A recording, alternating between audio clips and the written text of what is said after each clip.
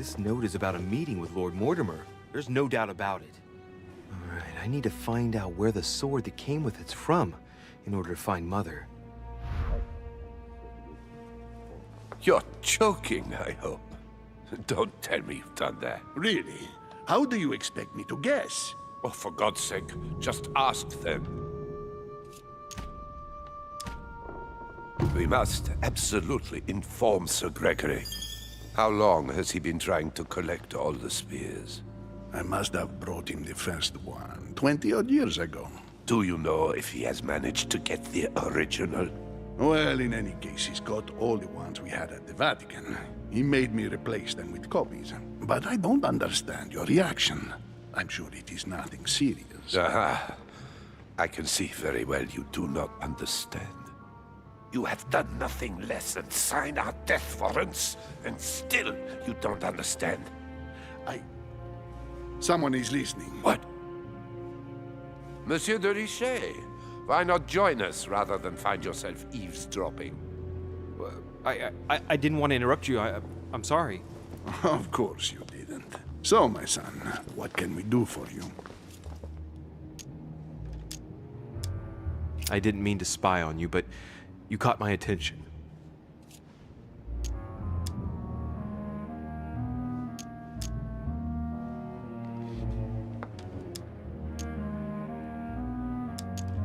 Your Eminence, I don't know what you said to Mr. von Boldena, but the poor fellow looks positively crestfallen. Not at all. Don't you believe it, Louis. I was just telling Monsieur about Lord Mortimer's burning passion for holy relics. You must have noticed he's a bit of a collector. Well, for years he has been searching high and low to bring all the copies of the Holy Spear together. As I was coming here, I thought I'd bring him a few of them. That's all. Be quiet, for God's sake. Please leave us, monsieur. His Eminence and I wish to finish our discussion alone.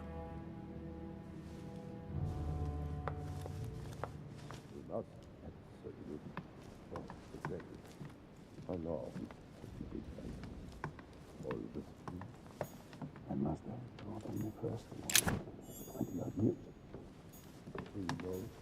Leave us now. Leave us now.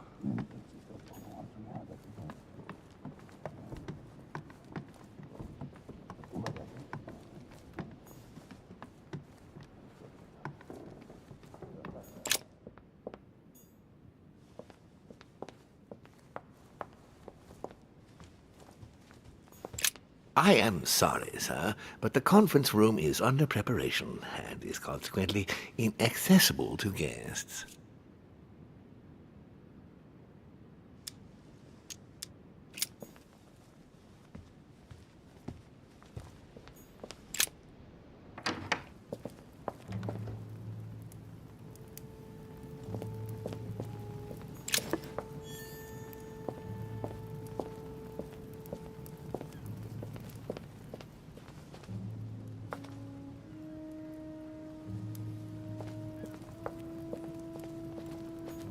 Well, Monsieur de Richet, what brings you here?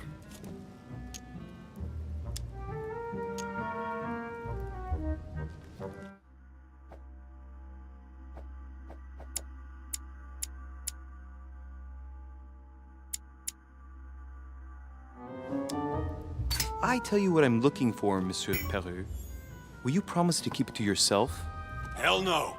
And anybody who gives you a promise like that is an unmitigated liar. Trust no one, Monsieur de Richet, or you'll soon be a dead man. I bid you good luck. You'll need it.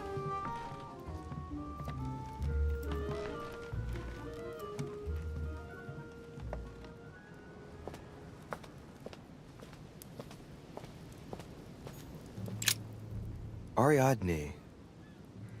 In Greek mythology, she helped Theseus get through the labyrinth. Looks like there's a crack in the region of the heart. The state the stone of the statue is in reminds me of the sword. I'll bet my boots this is where Mother wanted to lure Mortimer. Just need to know why.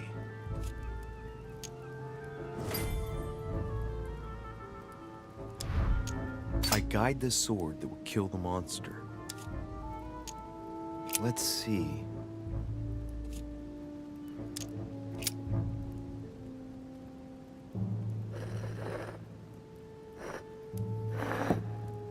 And what's going to happen if I've got it wrong?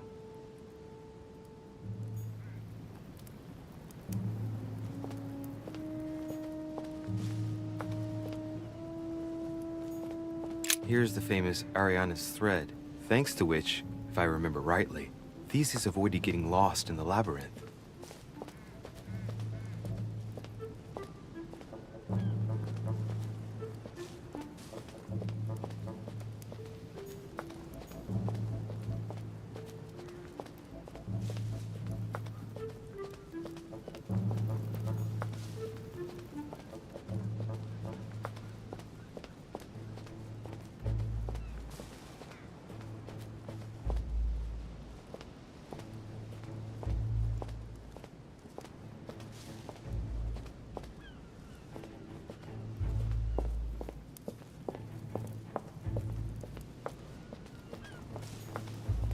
Daedalus.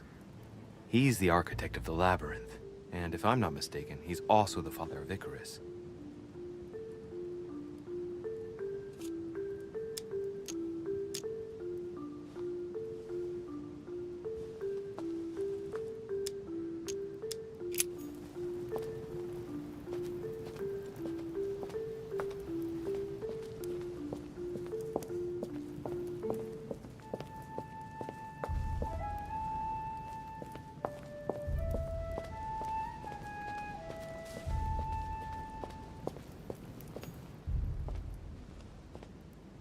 I wonder what this kiosk is doing in the middle of the garden. Too cramped to be able to do much. Well, there must be something going on there. What is that?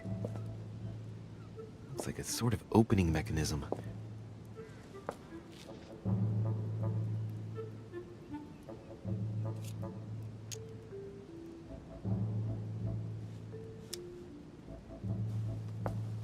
Knowing Mortimer, I bet it's booby-trapped.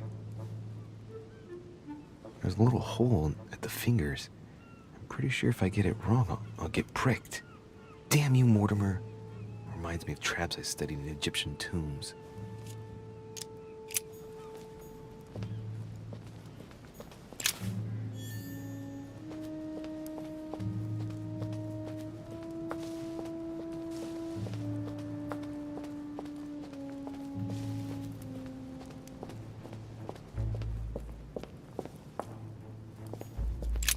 Asterion. It is rare to see him like this. In general, he's represented with the head of a bull, with the features of the Minotaur. The famous son of Minos and Pasiphae.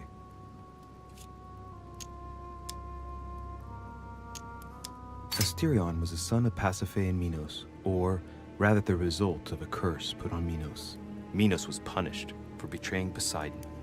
Of course, as strangely it often happens, it wasn't he who was punished, it was his wife. She had to mate with a bull, no less. From that union, Asterion was born, who everyone knows as the famous Minotaur. Rejected by Minos, he was shut up in the labyrinth so he could never leave. And, as if that wasn't bad enough, he died by the hand of a hero desperate to restore his reputation. Technically, Asterion is the victim of the story because he's described as a child cast out from birth. Born from an extramarital union because of the errors of his father, he was treated as an outcast all his life. And he died as innocently as he was born. A tragic story, as the Greeks knew how to do so well.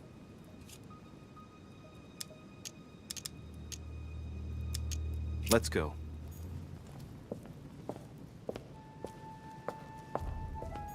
Carmelite water will give me a little reprieve.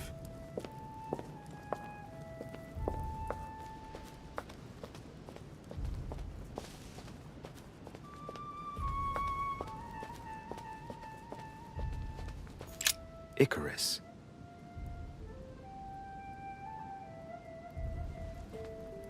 The son of Daedalus and Nocrate. Impossible to mistake him with those wings. After flying too close to the sun, they came unstuck and he fell to his death. Pity.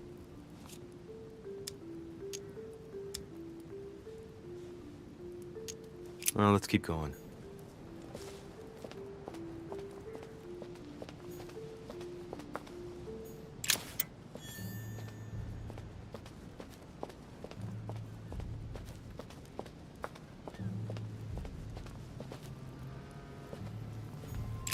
Theseus, son of Aegeus. He's the one who slayed the Minotaur.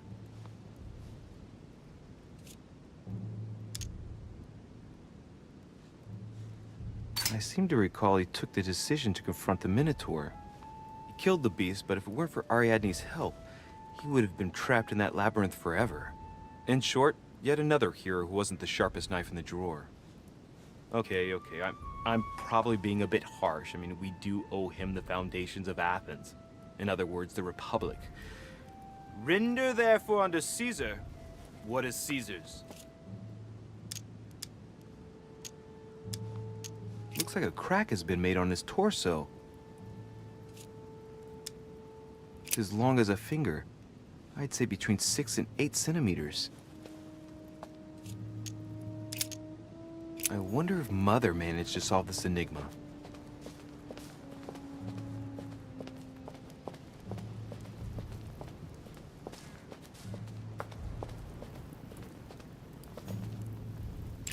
Pasiphae, daughter of Perseus and sister of Circe. She married Minos and became the queen of Crete. All right, well, let's continue anyways.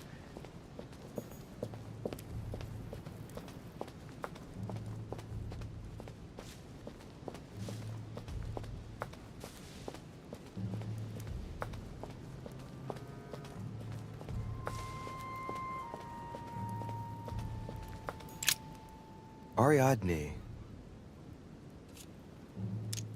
I guide the sword that will kill the monster. I guide the sword that will kill the monster. I'll try something else.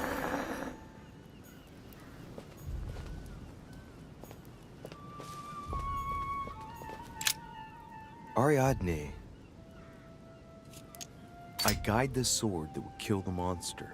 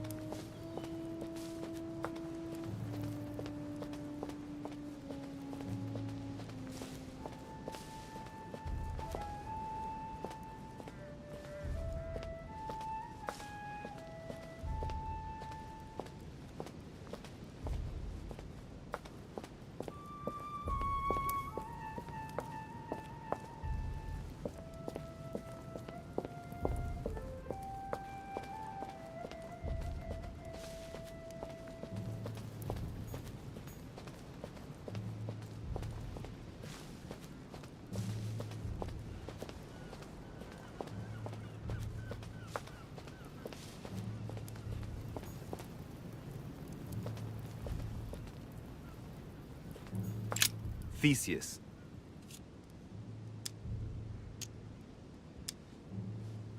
I seem to recall he took the decision to confront the Minotaur. He killed the beast, but if it weren't for Ariadne's help, he would have been trapped in that labyrinth forever. I wonder if Mother managed to solve this enigma.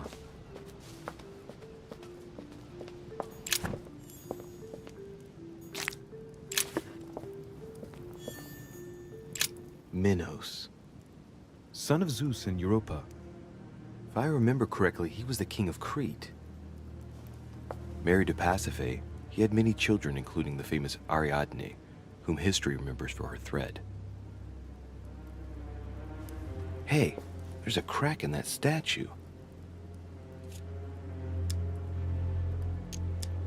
His gesture sealed his fate.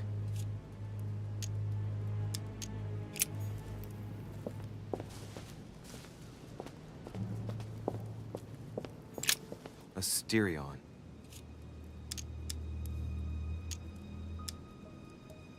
I am the cursed child. Let's go.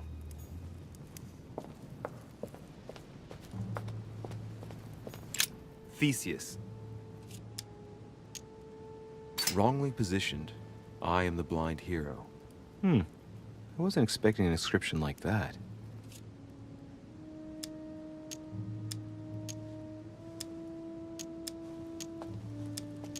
I wonder if Mother managed to solve this enigma.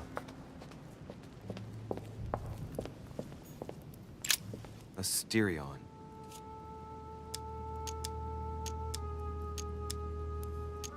This statue has a crack in it. The crack is thin and about as long as a finger. I should be able to thrust in my sword. Right. We'll soon see.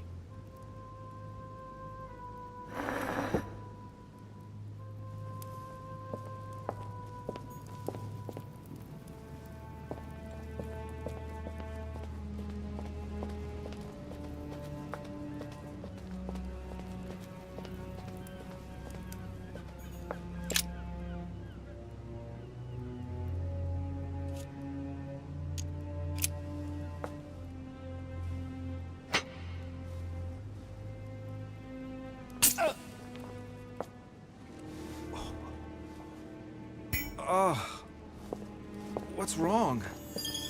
Either I'm imagining things or my hand was pricked. It had poison on it. My head. I feel hot.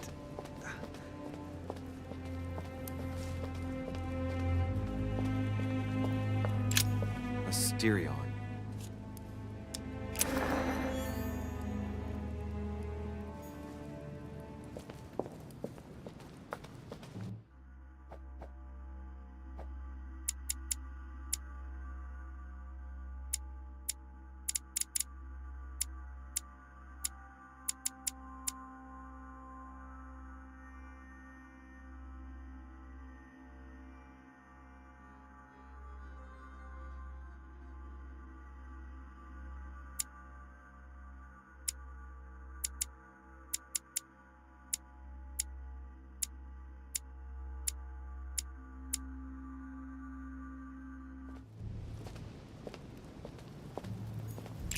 Theseus. Looks like a crack has been made on his torso.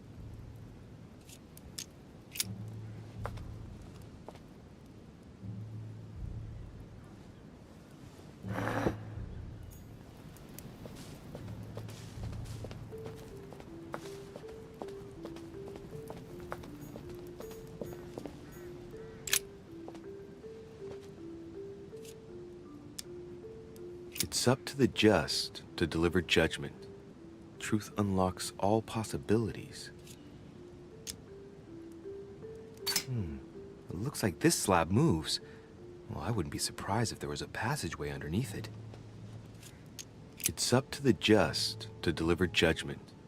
Truth unlocks all possibilities.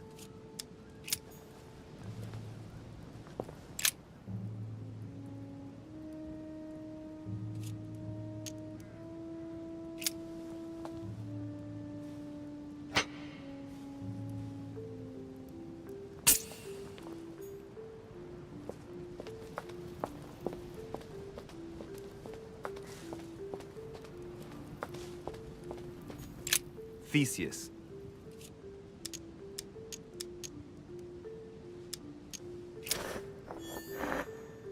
Let's try something else instead. Minos. His gesture sealed his fate. The crack is in the region of the heart.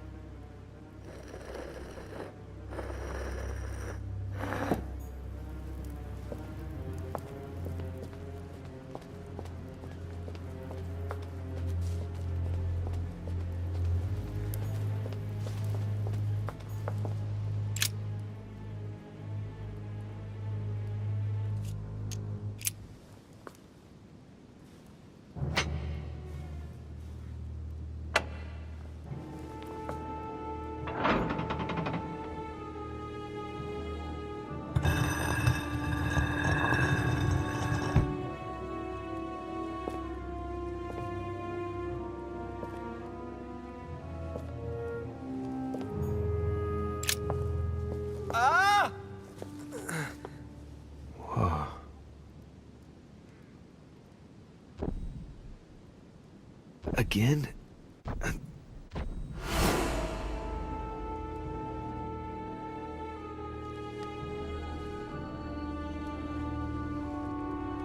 You can't be serious, Manuel. You know that's not going to happen. You must leave me alone now. I have agreed to everything. Even to... Agreed? I wasn't aware you had a choice. What's going on here?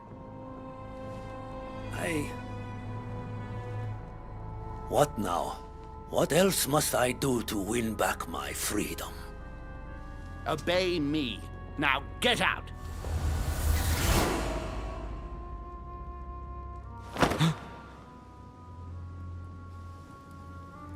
What was that? That's the third time in 3 days.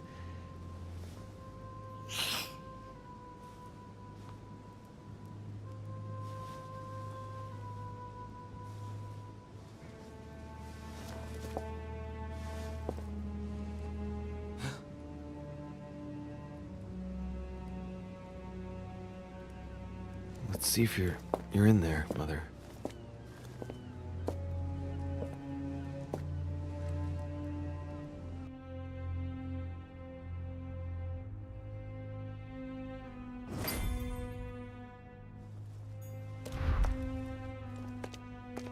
Amber.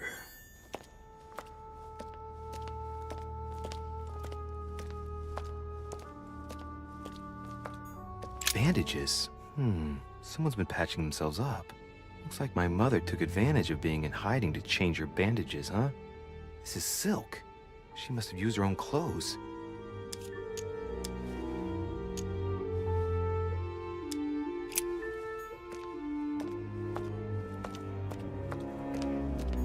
An old sesterce from Roman Gaul.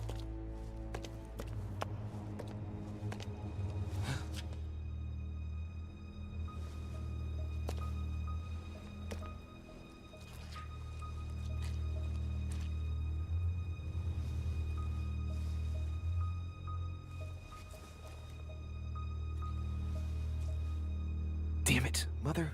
Now what's happened?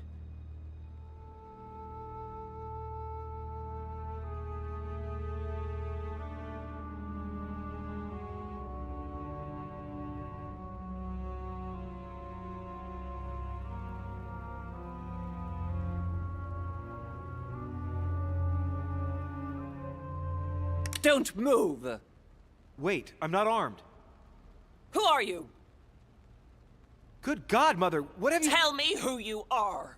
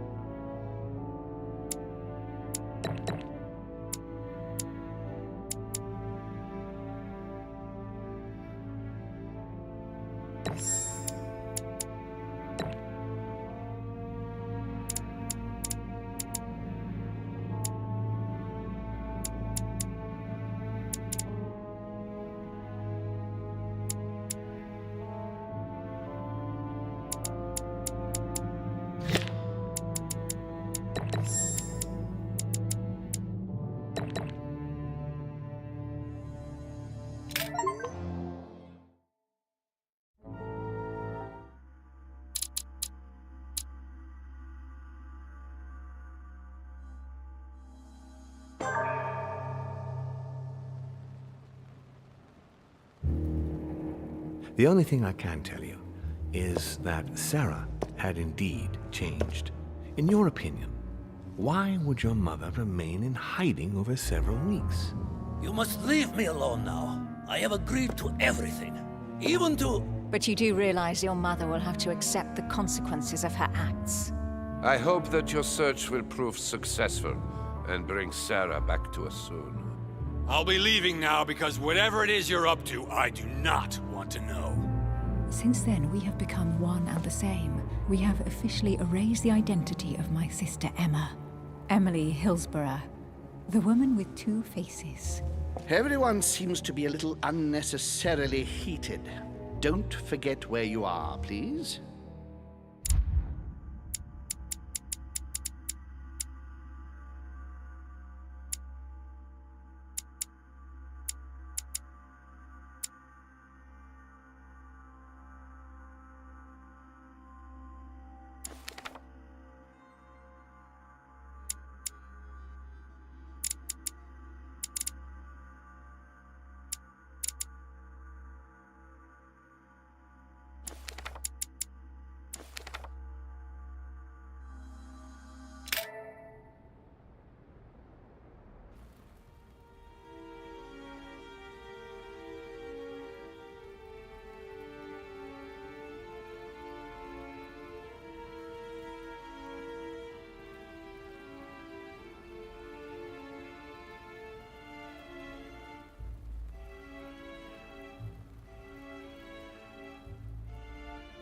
Don't move.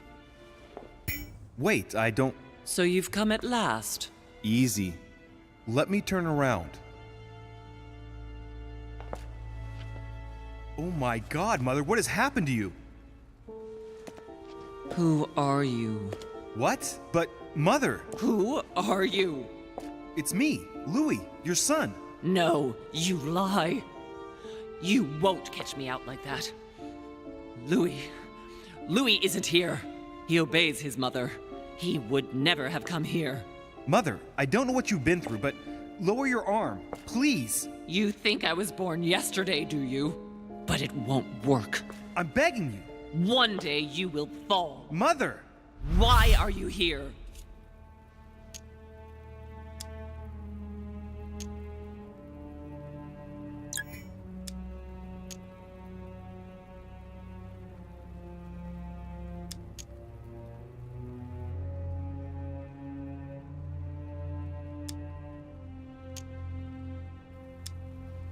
Remember Al-Azif? I was sure. Where's the book, Mother? So that's what you want? Well, you will never find it. Emily died for that. What's got into her? You are evil incarnate. Every word that comes out of your mouth is sharper than a razor blade. I don't wish you any harm. Really, Mother. It's me.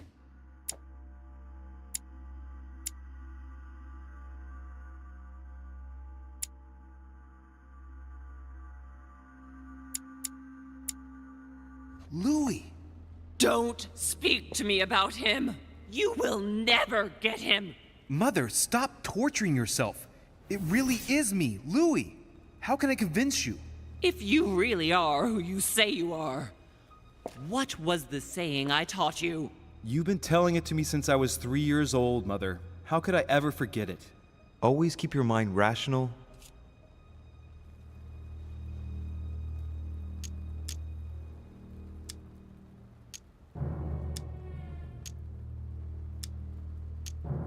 And open. You knew it. You are smart. You're getting me muddled up. Tell me, rather, whose place were we at when I told you I was coming here? Mother, I really am your son. You can't trick me. We were in Paris. We were investigating an art dealer. His name?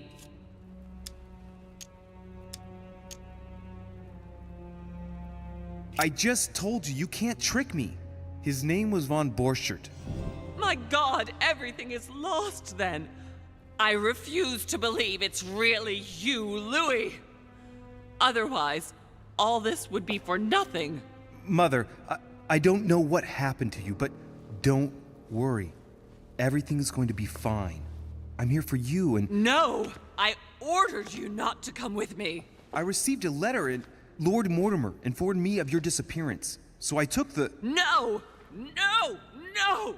It's not true. It's a nightmare. Don't tell me that. Have you spoken to him? Oh, shit. She's completely panicked because I spoke to Mortimer. It seems she's afraid of what he might have said to me about her. Did he speak to you?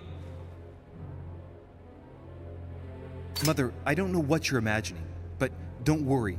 Everything will be all right. If you're worried about what I might think about Elizabeth Adams, honestly... Oh, Louis! Elizabeth is the last of my worries right now. I did what I could for her, but it was too late. Very well. Rational and open, Louis. Since you arrived on the island, has anything strange happened to you? Depends on what you mean by strange.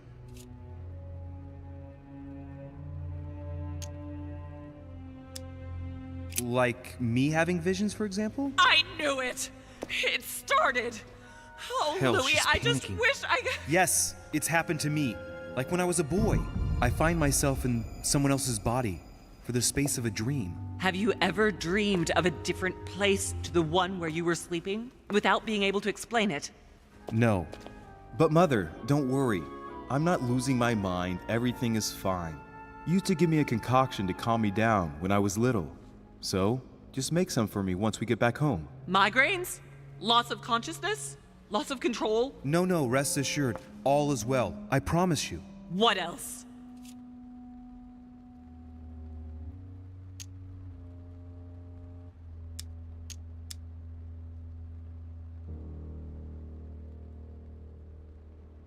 Personally, I think that you being missing for 3 days and then me finding you underground, minus a hand, well, that qualifies as strange, don't you think? No, my hand is not important for the moment. If that's the only thing you found that shocks you, then all is well. Now shut up and listen to me. We might still have a chance.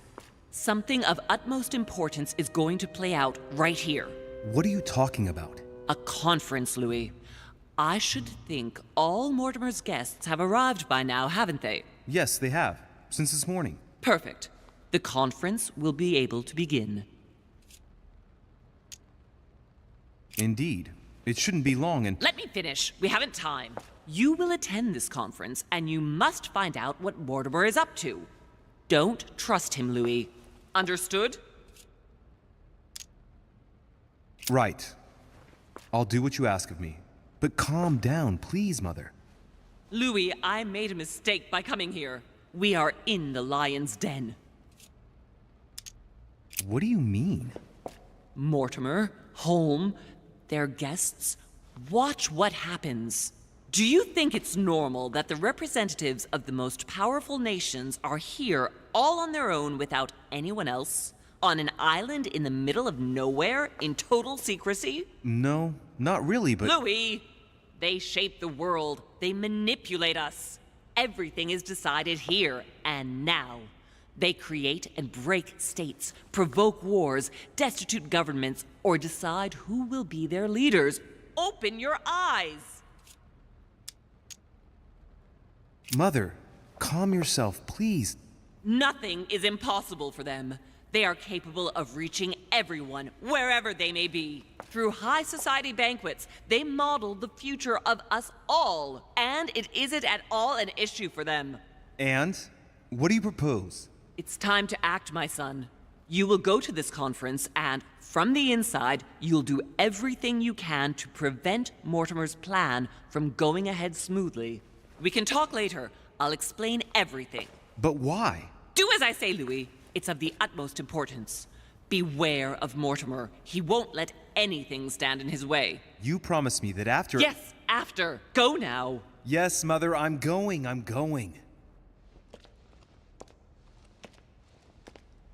One more thing, Mother. Emily Hillsborough, Emma's sister, came to this island looking for her sister. She probably won't hesitate to take revenge and... It's the signal that the conference is starting, Louis. Don't be concerned about the Duchess. She's the last of our worries.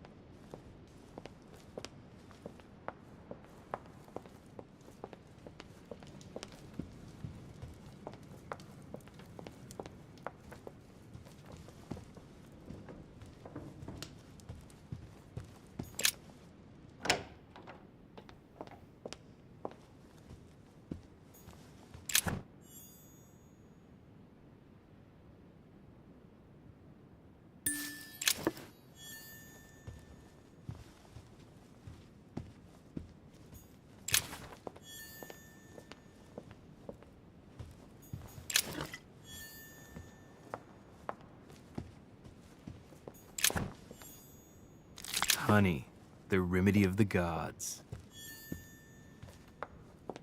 Monsieur de Richet, you are expected at the conference. Please take the door to your left to join the guests.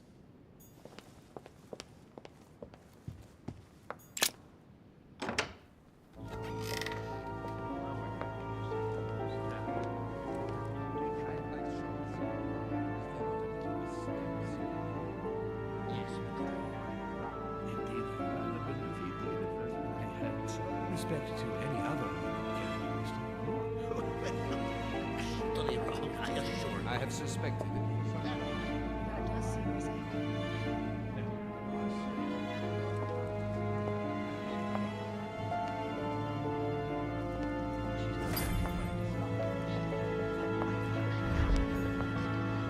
I don't know if you ever found what you were looking for in the garden, but Mortimer is waiting for you. I suggest you get a move on. You say it as if you were afraid of him. I sense that you have things you'd like to say, but something's holding you back. What is going on between you two? Nothing. Absolutely nothing. I believed in him. I followed him to the best of my ability. I championed his ideas, defended his decisions, and then, without even realizing it, I became lost. The siren's song, Monsieur de Richet. You wake up one morning, not knowing where you are, and you think about everything you've done for a man who wasn't even worth it. For a man who has no respect for you, who uses you, and who drops you as soon as he no longer needs you. For me, it's too late now. But you still have a choice. Don't respond to his call, sir.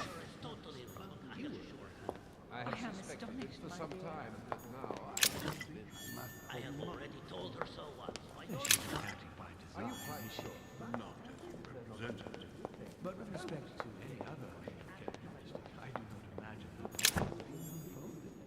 by all that I have ever read. Devil's Thorn.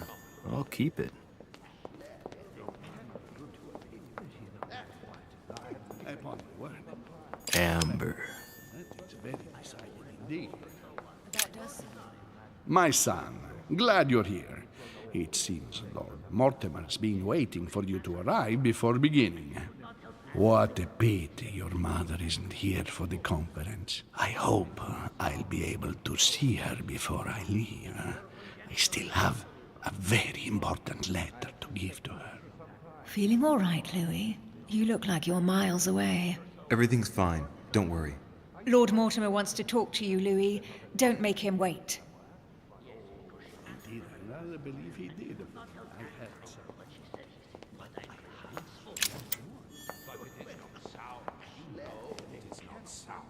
Your conjecture is totally wrong. A chest with a motif representing the alchemical symbol of water. I have already told her so once, by your desire. Are you quite sure, sir? Is there not a little mistake somewhere? Yes, because she asked him at last, and he could not help answering her, but she said he seemed quite angry at being spoken to. But it is not sound. You know it is not sound.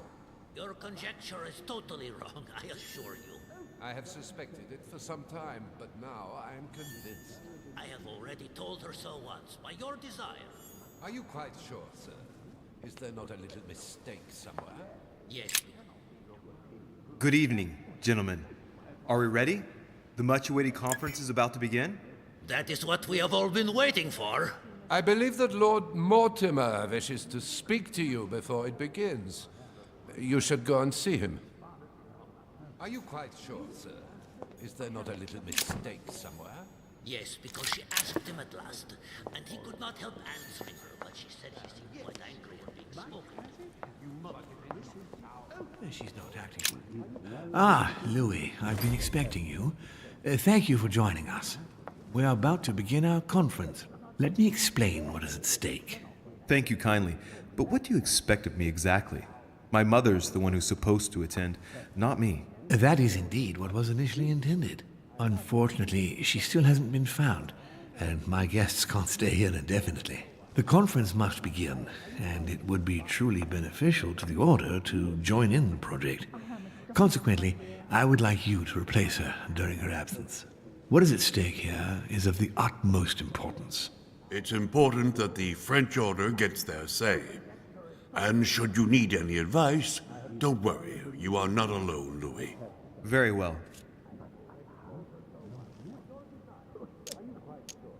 Can you give me a brief explanation of the aim of it all? Of course, Louis, I was coming to that. The aim of these meetings is to bring together the most influential people in order to think together about the future. But the future of who? Of the world, Louis. Our desire is to steer the destiny of our respective countries for the good of all, and to no longer suffer the random hazards of history. In concrete terms, how do you organize your discussions?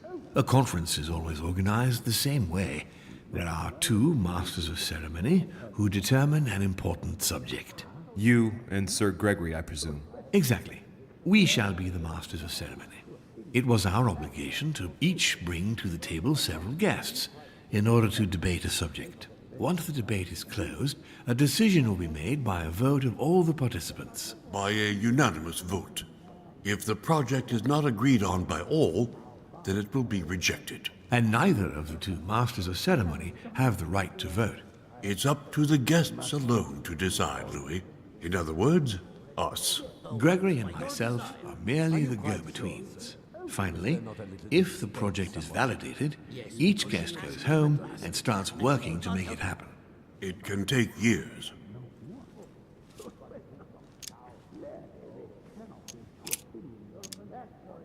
How long have you been active? Oh, this tradition has more or less always existed, Louis. It has continued from generation to generation. Do you often hold this kind of society dinner? In general, once a year, but in actual fact it tends to be events that dictate our gatherings. Can you give me an example of an event that was decided here before being implemented in the outside world? Well, take the French Revolution. It was decided right here 2 years before its implementation in France. Concerning the case of the French Revolution, I wasn't invited. But as far as the American Revolution is concerned, Louis, I can testify that we planned it 5 years before implementing it, for example. Louis, let me keep you a moment.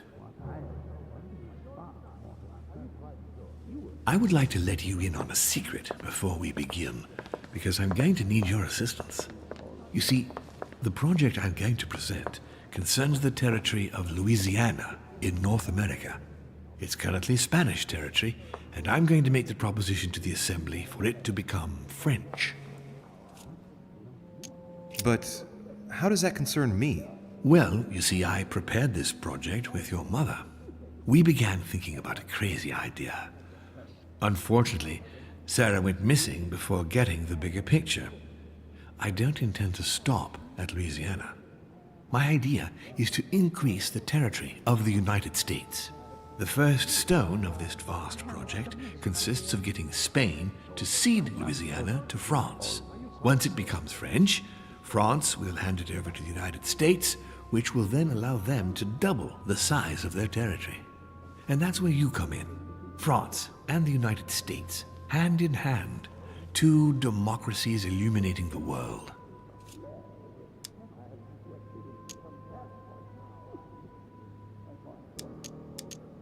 But why spread it over 2 phases?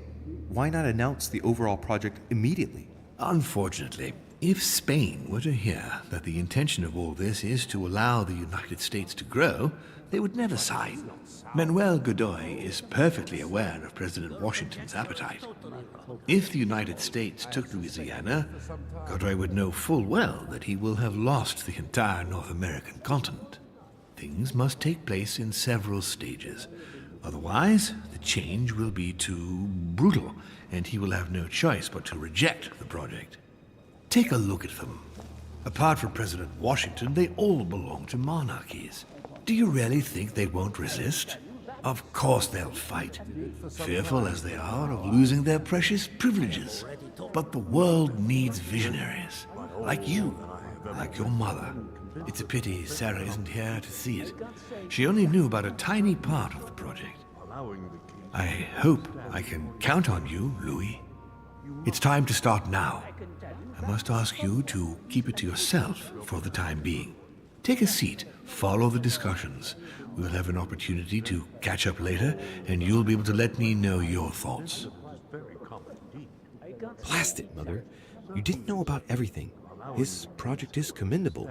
Why tell me to beware?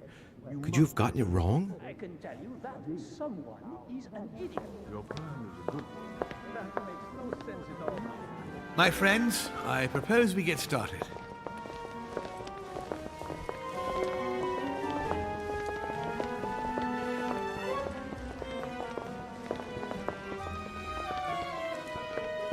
First of all, I would like to thank you for taking the time to come. The honor is ours, my lord. As per our custom, here we are all together to discuss the face of tomorrow's world. Even though there may be certain tensions between our nations, I must ask you to keep an open mind. As Sarah de Richet is unable to be among us, please welcome Louis de Richet, who will represent the Golden Order and will vote on its behalf when the time comes. Welcome among us, Louis. Welcome, Monsieur. I hope he'll be more effective than his mother regarding the protection of the King of France. The Order has proved particularly inefficient. Come, Manuel, you're not going to spoil our visit. The Order's mission was not to protect King Louis XVI, as far as I am aware. We are talking about a king of divine blood, for goodness sake. It seemed obvious to me he needed protecting. If the Golden Order wants to pride itself on being an influential organization, it should have kept him alive.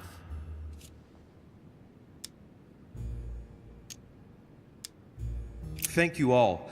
I am honored to be among you today. I will strive to represent the interests of the Order as best I can.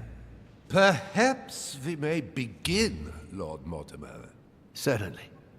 I have a dream that our nations will continue to support each other, more now than ever before. A dream that, for the sake of common good, we will do what it takes to ensure stability in the modern world. I have a dream that we shall lead by example and ensure that the American territory may remain in peace. Thank you for the thought, Lord Mortimer, but I don't see where you're leading. I'm coming to it, Mr. President. I need not remind you that North America is currently divided between the United States on the east coast and Spain, which occupies the remaining 2/3 of the continent. Well, I propose that Spain cede the center of the continent to France, namely all of Louisiana. Louisiana? But, well, it is not for sale. Lord Mortimer, I sincerely hope I have not come all this way just to hear you ramble on about what Spain should and should not do. When we went to all the trouble of gaining the territory a few years ago, it was not just to lose it today. Have I made myself clear? What did I tell you, William? You speak of union, and yet here you are, about to tear us apart. Duke Manuel, I perfectly understand you. But rest assured, you will soon adore my proposition.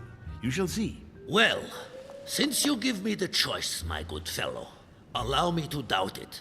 However, I am impatient to hear what Spain could possibly gain from the sale of Louisiana. I never spoke of a sale, my good fellow.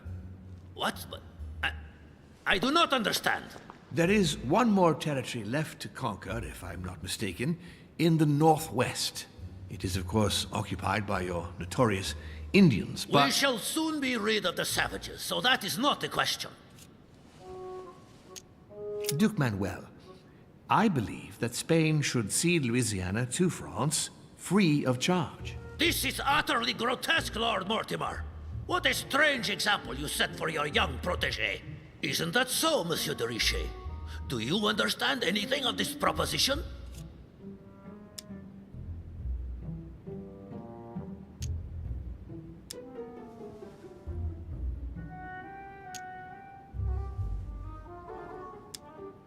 I must say, William, I find your project mostly disfavors me. I thought you were my friend. And I am, Mr. President. That is why I'm doing everything in my power to calm your expansionist fervor.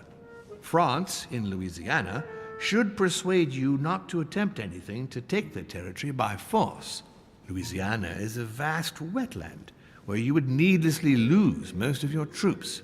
It would weaken you and offer certain nations the perfect opportunity to take back your famous United States. I am protecting you from yourself, George. Trust me. I understand. But with friends like you, sir, I certainly don't need any more enemies. I hope you know what you're doing.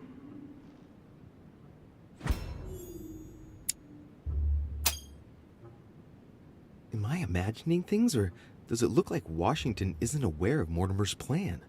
Not to put too fine a point on it, Lord Mortimer, but I doubt the Holy See would be in favor of Catholic Louisiana being handed over to secular revolutionaries and king killers. I should think Monsieur de Richet has an opinion on this subject, does he not?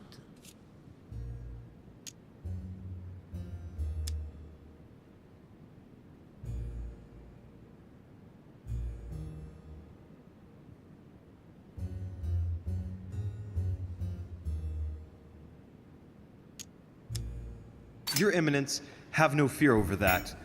I am sure France will do everything in its power to protect the Christians of Louisiana. My young friend, how can you come out with such a remark after the discussion we had on the evening of your arrival? If France was so respectful of worship, it would not be bleeding priests as it is doing at this very moment in time. Don't be naive. This is politics.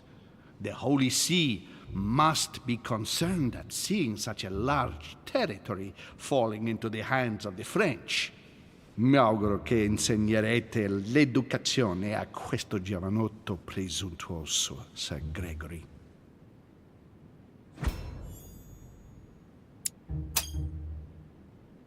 I hope that you will teach this pretentious young man some manners, Sir Gregory. It looks like I won't be just making friends here. In any case, my lord, I doubt the English crown will agree. Ich versichere Ihnen, Emily, nie Preußen wird diese Vereinbarung akzeptieren.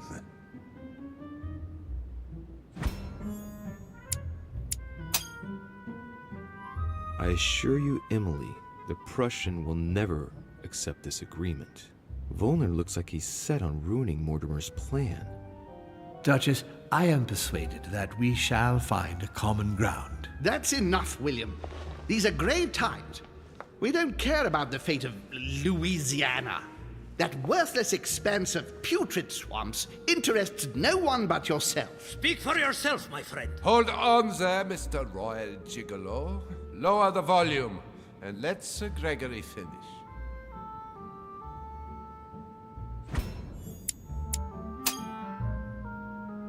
Home, Godoy, and now Volner?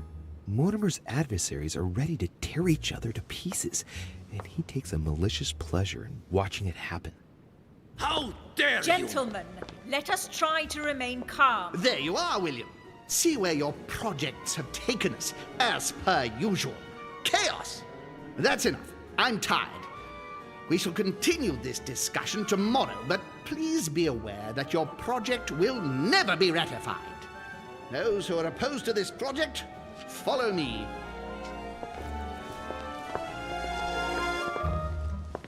Are you coming with us, Monsieur de Richet?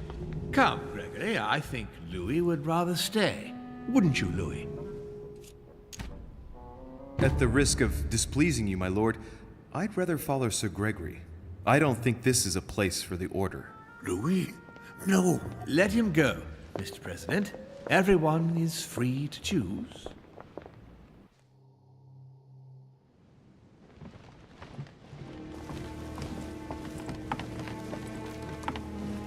How can he be so blind? If he keeps this up, he'll lead our countries to their destruction. Don't worry, we shall counter him, Sir Gregory. We have to act immediately. Calm down, Gregory. We only have to vote against his project, and that's it. They haven't got a chance. Just one vote will suffice. True. There is no chance of a unanimous vote, and he knows it. He must be preparing something else. What is he plotting?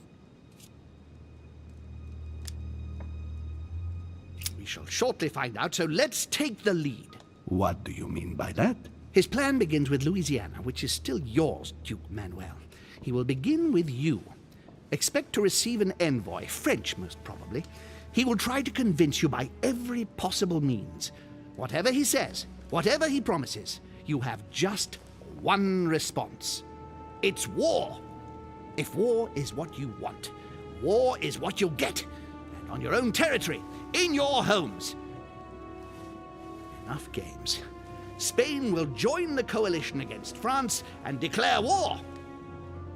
You too, Duchess Hillsborough. You will speak to the Queen so that Great Britain commits to going to war with France. What do you expect from the Papal States, Sir Gregory? What do you think? That they hold a mass? They will go to war, of course. What is it that you didn't understand in what I just told you? We all declare war on France. Militarily, politically, and financially.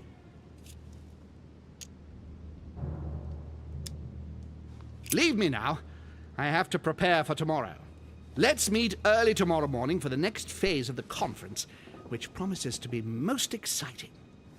Louis, I'd like to see you a moment, please. Thank you for siding with me today. I won't forget it. I'm going to need you.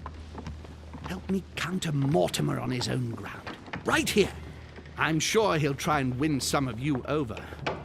He needs our votes. Now, you leave that to me.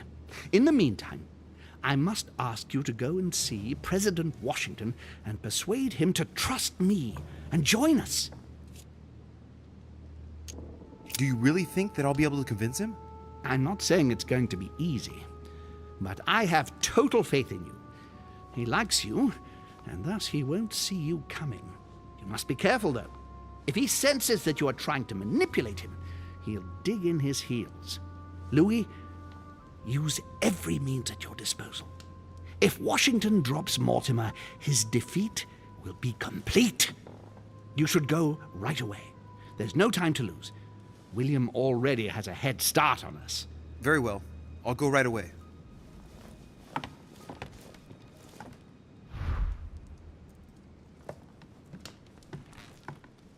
Chronicles of the Amber Princess.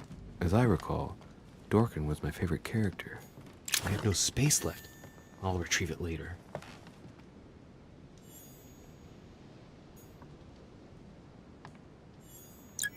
I have no space left. I'll retrieve it later.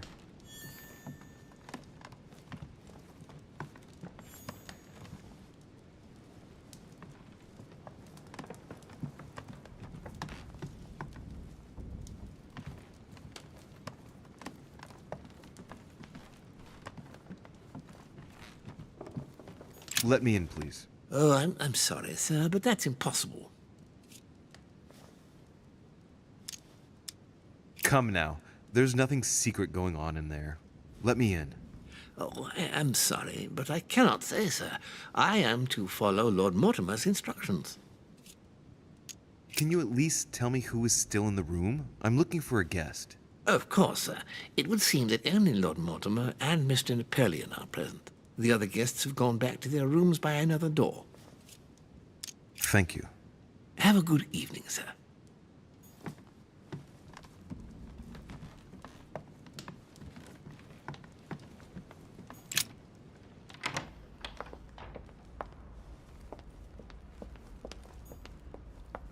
What can I do for you, sir?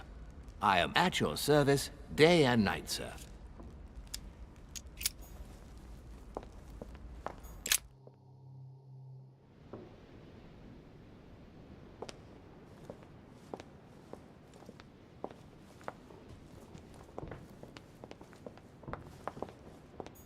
Hey, Peru's name tag's fallen off, and his door's ajar.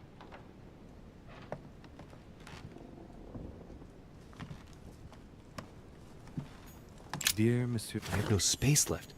I'll retrieve it later.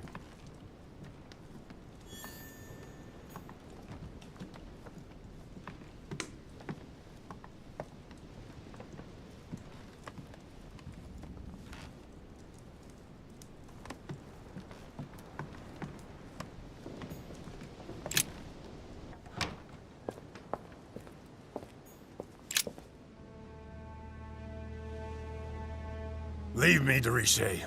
I don't feel like talking. Your door was ajar, and, well, given the state of your room, I was worried.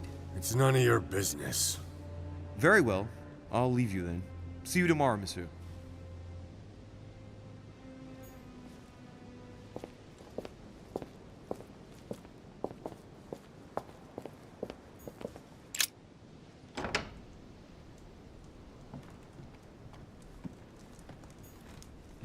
My dearest son.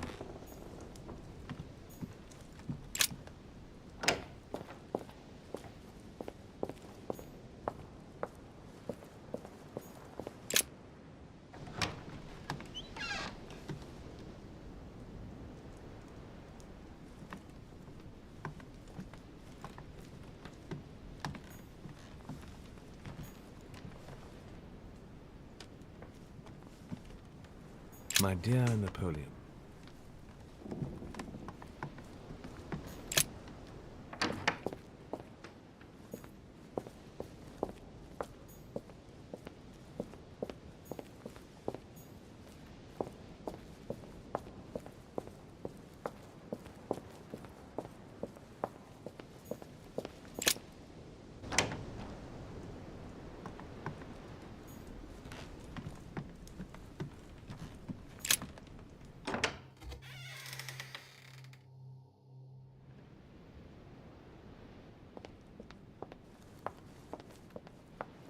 Monsieur Napoleon Bonaparte.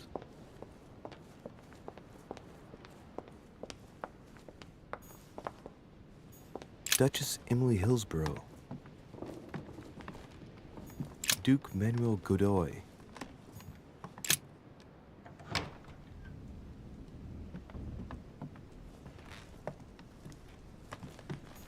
Don Quixote. Talking without thinking is like shooting without taking aim. I have to think about that one.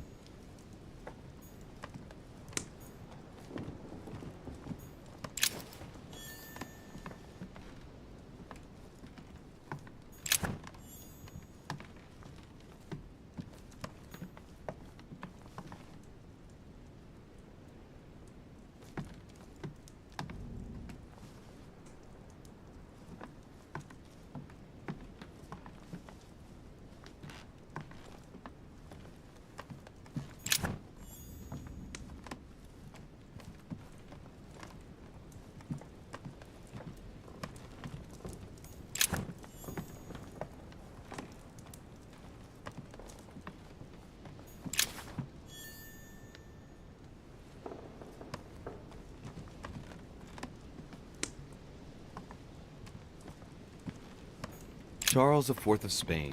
Now there's no chance of Godoy forgetting who he owes everything to.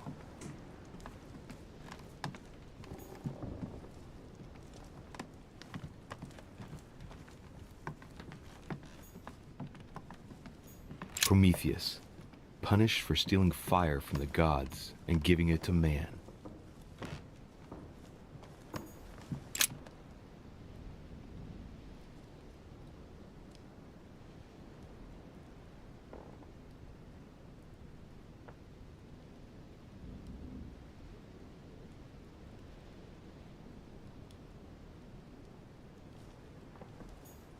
Mary Louise of Parma.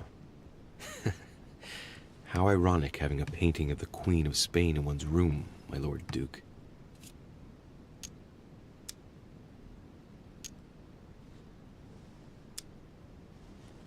Hey, it looks like someone slipped something in the back here. It's a letter. Let's see what it says. It reeks of perfume, and it's written in Spanish. Godoy. You really are a little devil. So, let's see what it says.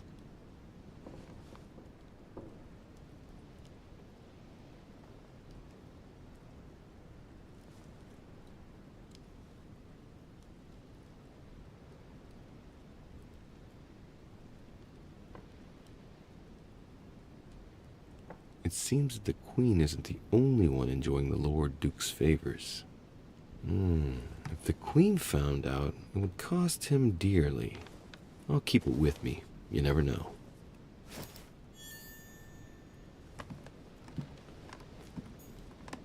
Manuel Godoy. A painting of himself in his room. Now that's not going to help him develop a sense of modesty.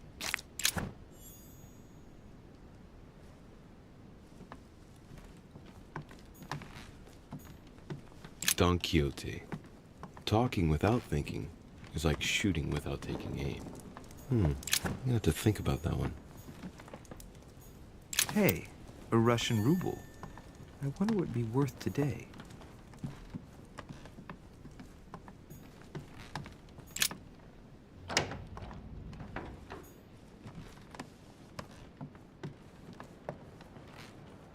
Duchess Emily Hillsborough. Duke Manuel Godoy.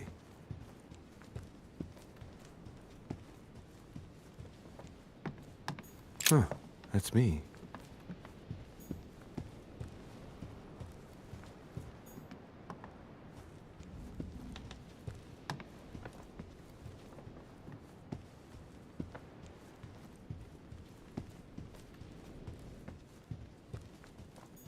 President George Washington.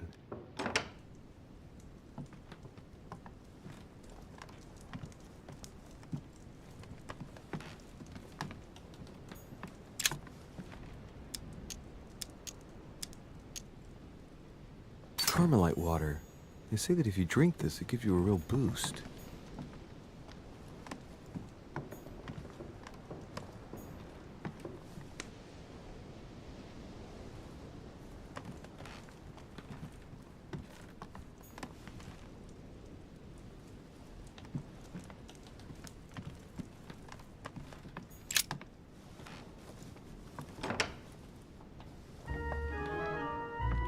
Louis? What are you doing in my room?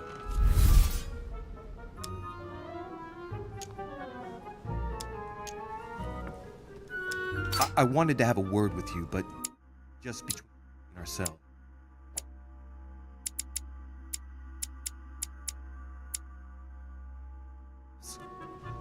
Here, the walls have ears. You're right. Caution is the mother of safety. Well, since you're here, can I get you something to drink? No, thank you, Mr. President. As you wish. Well, Louis, it's getting late, and this is not my first conference, so let's get straight to the point. You are here to motivate me to change sides. I have decided not to follow Mortimer. I noticed. Every man must make his own choice. What can we say? That's the political game. And you did not commit to supporting Mortimer, so there's nothing for you to feel bad about. So what can I do for you?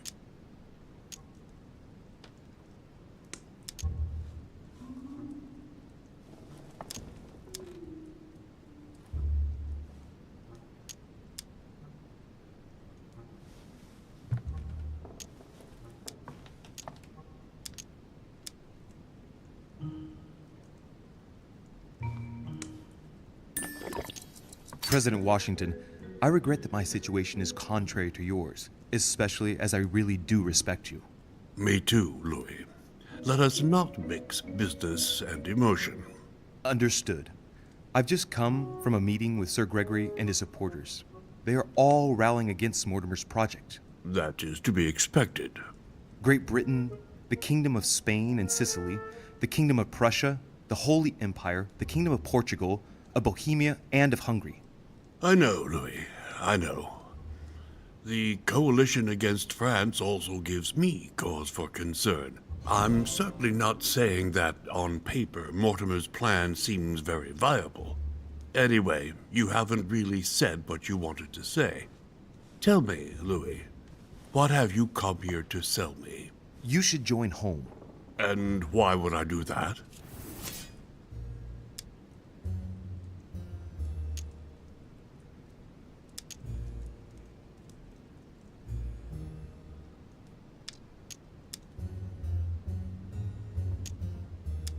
You owe it to my mother. She helped you in your early days. She supported you when you needed it. I'm certain she'd be against this plan. Do you know who introduced me to Sarah all those years ago? Lord Mortimer. Do you know who advised Sarah to start up a chapter of the Golden Order with me in the United States? Lord Mortimer? You see my point, then?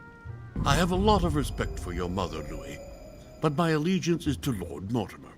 Tell me what Sir Gregory has to offer that I don't already have with Lord Mortimer.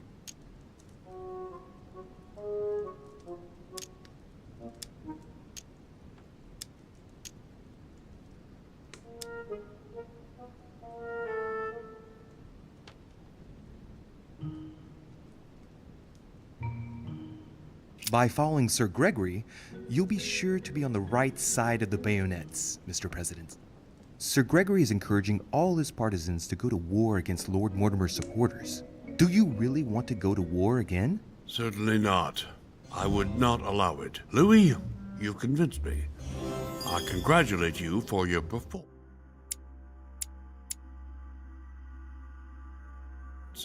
Because I didn't think it could happen. I merely exposed the facts to you. Don't spoil everything with your false modesty now. You really were very good, and that's that. In any case, I shall follow you on this one. This may well arouse Lord Mortimer's wrath, but I must put the United States before anything else. Have we finished, Louis? Absolutely, Mr. President. I shan't keep you any longer. Allow me to take my leave. Good night, Louis. Get some rest. Tomorrow will be a very big day. Well, that's one thing out of the way. Only thing left to do is wait for the conference to resume tomorrow morning.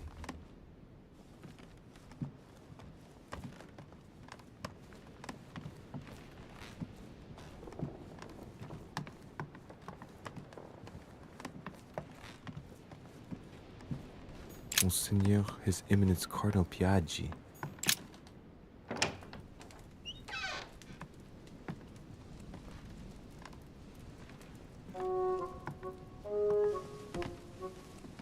Good evening, Monsieur le Français.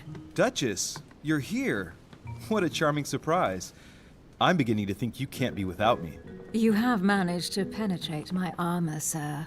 Am I disturbing you, perhaps? That's not what I said. Ah, by the way, congratulations on choosing Sir Gregory this evening. You surprised me. I wasn't expecting it. Why, Emily, can't you read me like an open book? Not as well as you read me, it would seem. I'll teach you if you'd like. There's nothing I'd like more. Tell me, are these visits to Mortimer's always so intense? Yes and no. My sister doesn't normally disappear like she has. Any news of your mother?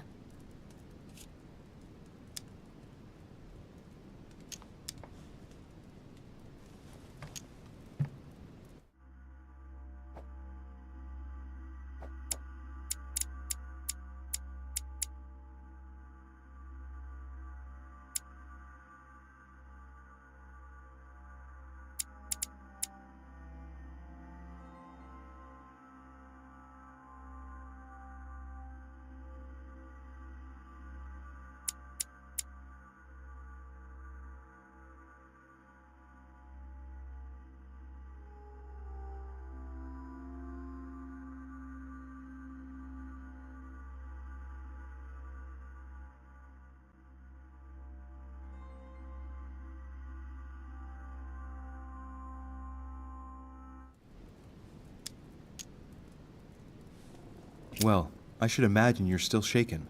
I promise to shed light on my mother's circumstances as soon as possible. There's not much to shed light on. What your mother did is inexcusable. She won the trust of my sister in order to more easily betray her. She didn't do anything to her. Can we change subject, please? I didn't come here to go through all that again. Of course, it's late. You're right.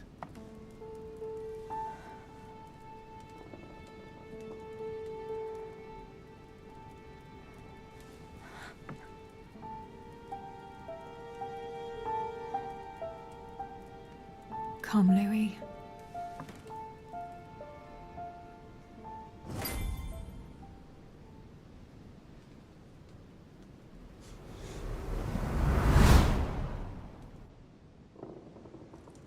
My friends, do not worry.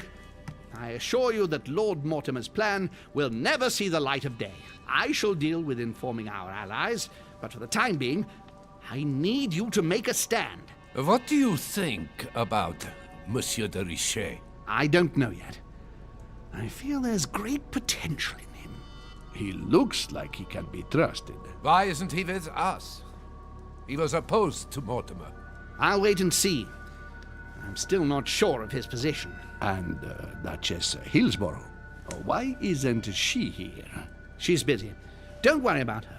Oh, isn't it time to replace her? Not so fast, sir. She is an important figure. You ought to have a little more faith in her. What are we going to do about Washington? He will be a hard nut to crack. On our chessboard, he is Mortimer's king. Don't worry. Mr. President only wants one thing. To keep his dear America united. He won't jeopardize everything he has achieved on a whim. He has been serving Mortimer for quite some time. It won't be easy to bring him around. I have asked Monsieur de Richet to approach him. Let us have faith in him. I sense that Mr. Peru is about to surprise us too. Yet he is Mortimer's strong arm in France. He knows his time has come, and I believe he is intelligent enough to realize it means he is no longer any use to Mortimer. Do you feel all right, Mr. Godoy? You haven't said a word. Please excuse me, gentlemen. I feel tired. Oh, I see. I think it is high time you left us then. Now!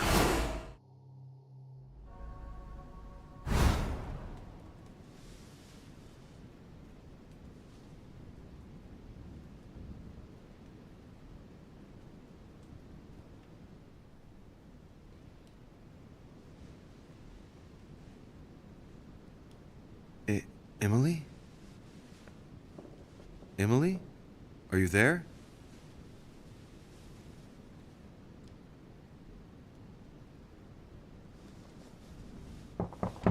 Sir, the conference is about to begin. You are expected in the conference room. Tell them I'm coming. Thank you. Come on, Louis. The game is back on.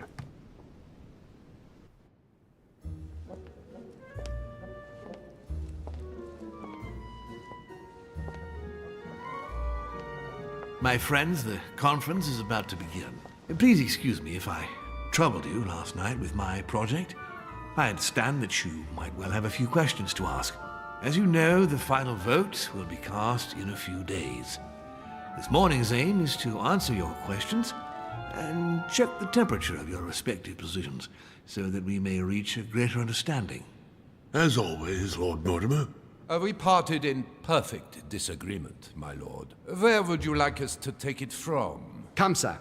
Please let William believe he still has a chance of winning us over. Otherwise, his imprecations will lack panache, and we shall be bored stiff. Oh, let me assure you, I am convinced that a good night's sleep has brought sound advice, and that this morning will be even more interesting. Therefore, I would like to go around the table in order to hear everyone's first impressions. Well, I am still firmly against it, even though my choice won't count. Against. Against. Against. And you, Luc Manuel? Against, of course. Well, as for me, I am for Lord Mortimer's project, despite Duchess Hillsborough's overwhelmingly convincing nocturnal attentions.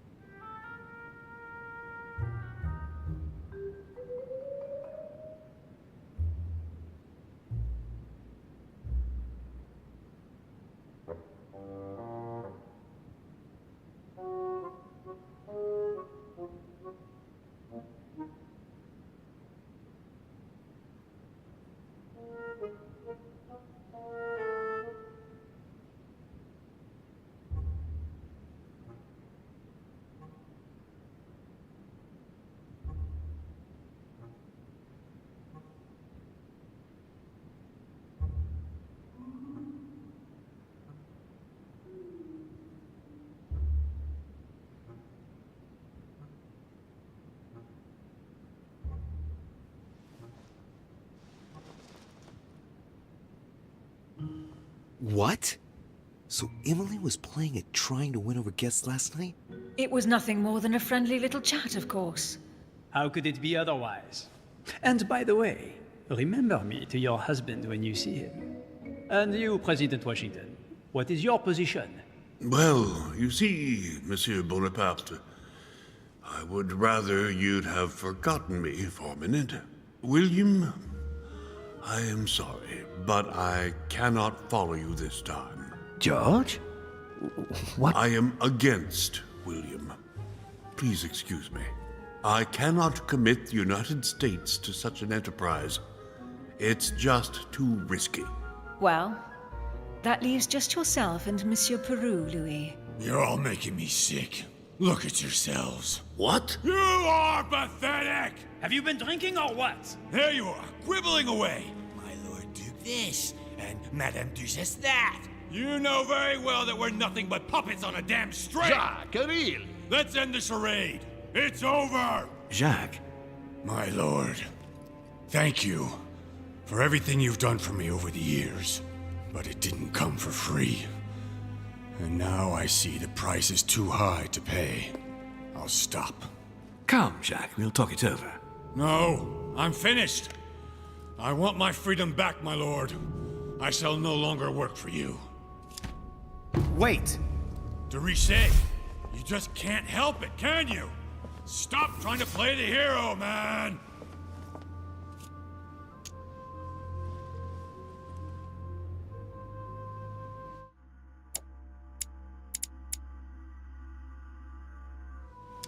Monsieur, I know I don't really know you, but you seem like a decent person. I have done so many horrible things! You blame yourself, I can see that. Everything's not lost. I don't want to do bad things anymore. You can take control of yourself again. You can fix whatever it is you've done. Do you really believe that? Of course, Jacques. You'll have all the time you need.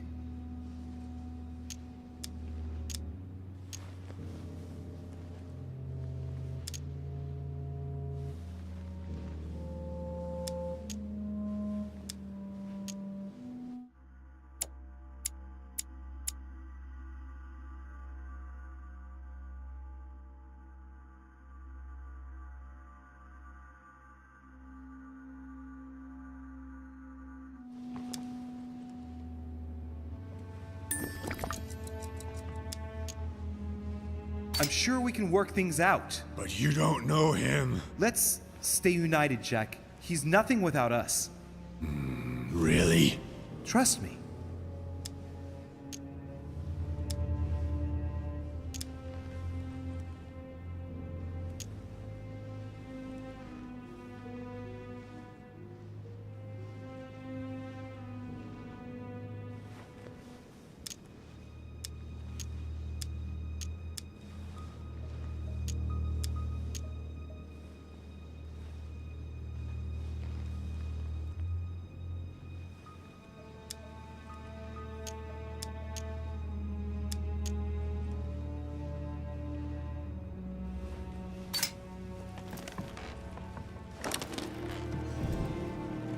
Calm down now, Jacques. It's over. You have no idea what you just put me through. It would be nice if we could all settle down a bit. And let us thank Louis for his intervention. It was very courageous of him. Monsieur Peru, you could have seriously hurt someone if Monsieur de Richet hadn't stopped you. Your behavior is unacceptable. You would do better to go and rest in your apartment. My friends, we shall continue the conference later. I would like to apologize for the inexcusable behavior of my guest. We all need to recover from all of this excitement. Take the rest of the day off.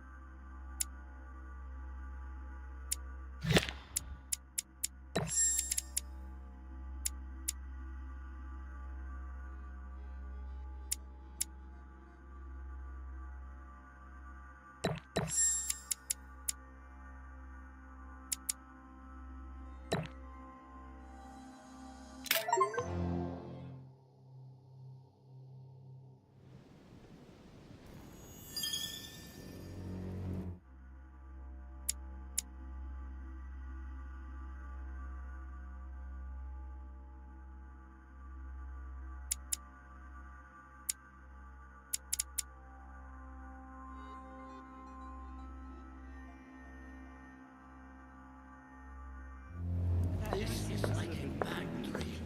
For what reason? That makes no sense at I all. don't understand. I spoke to him only recently. Monsieur Peru has lost his mind. It's obvious. Yet another way for the French to make a spectacle of themselves. Well, once again, it has worked. My friends, let us settle down, please. We are all in shock, of course. Let us celebrate Louis's courage. He enabled us to avert a tragedy. Yes, that was very noble of you, Louis. You have given us all a fine lesson in courage. Thank you. He owes you his life. That's quite something. That madman deserves to die. We are providing Monsieur Peru with care, but rest assured, he is no longer a danger to himself or anyone else. I think everyone needs a little rest. Can you stay a moment? Of course.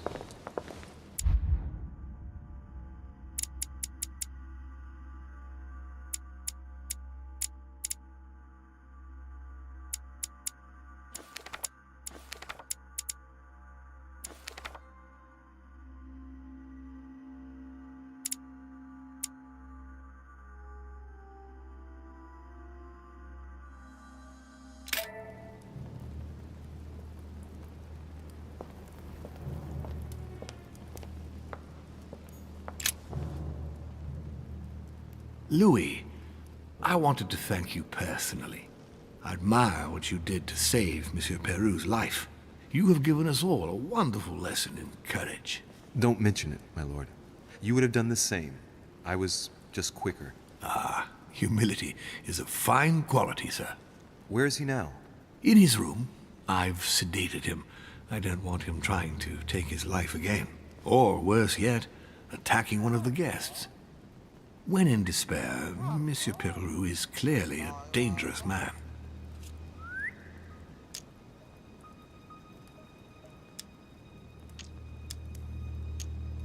Tell me, my lord, can you think of any reason why he would be so terrified of you? Terrified? Come now, that's a bit harsh. I think he was simply unable to put things into perspective. I see no reason to fear me. Ask President Washington. I don't believe I'm such a difficult friend. Having spoken to him, I can assure you that he feared you even more than death itself. Had he disappointed you in any way recently? Of course, he was on the edge. He was desperate, and it grew noticeable in his work. Our collaboration was probably coming to an end, but I certainly didn't feel the need to threaten him, ever. But without you, no more support, no more money. It was an end to his social status. If you lost, he lost everything, didn't he? No, not his life. Thanks to me, I guess. On that note, my lord, I'll be leaving you. Have we covered everything? Absolutely. Oh, Louis, one more thing, please. What a pity you didn't support me during the conference. I hope I can count on you on the day of the vote. This major project needs men like you, Louis. And you never know, right?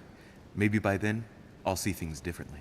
Well, thank you for allowing me to believe in that possibility, Louis. From here on, I shall make it my mission to persuade you to change your vote. Be my guest. But I hope your arguments are very, very persuasive, because I'm not the only one who isn't on your side. Oh, rest assured, I am working on it. Very well, then. I'll see you later, my lord.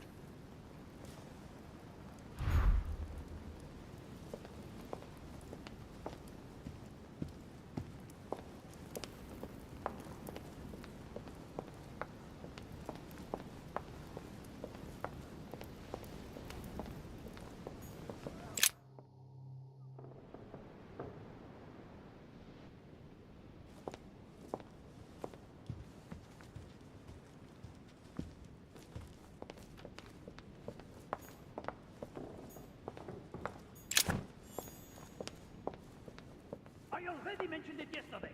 Either to you or to someone else. Impossible to tell with you people. Yes, sir. Your yes is not sufficient. Tell the others, for crying out loud. Remember to close my window once you've done my room. This isn't Corsica, you know. I'm freezing. Of course, sir. I'll see to it straight away. Good. Proceed.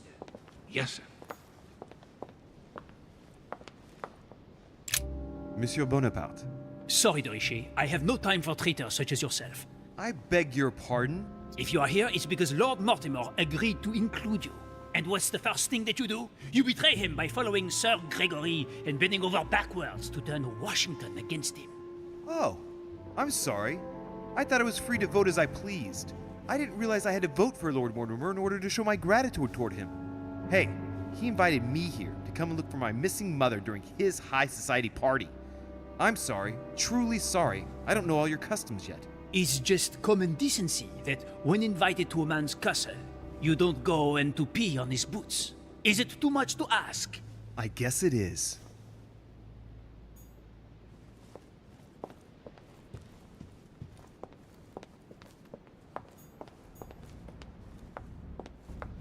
Monsieur Napoleon Bonaparte.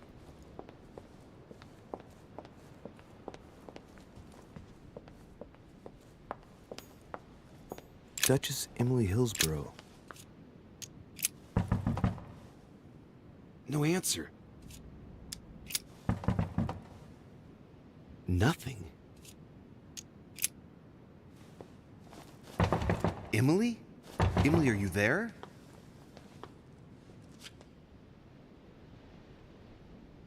Emily! Yes. Louis, is that you? Yes, let me in. I'm sorry, Louis. I don't feel very well. I'll see you later. Are you sure everything's all right? Are you still there?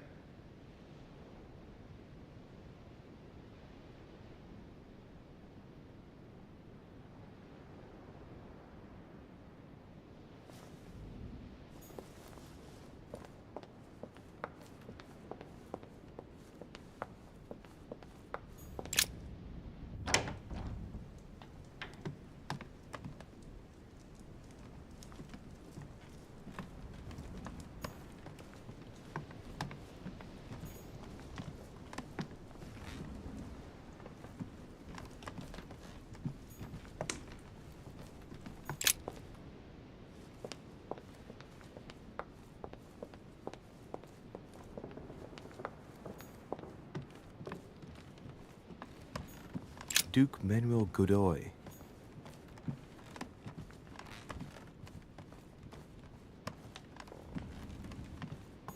Huh, that's me.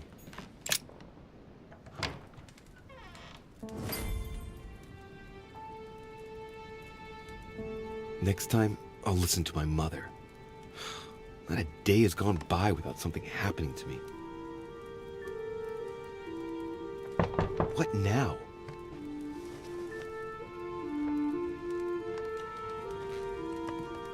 Louis, open up, please. Coming, Mr. President, I'm coming. Louis. Ah, there you are at last. Yes, I just saw your mother.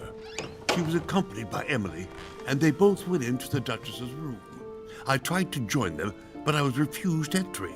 Louis, this does not bode well. Oh, shit. Emily might want to avenge her sister. I must act quickly.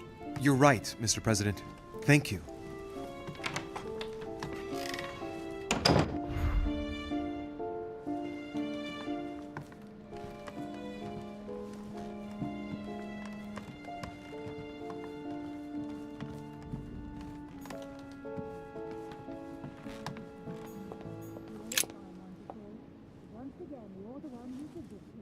I do believe that's Emily's voice.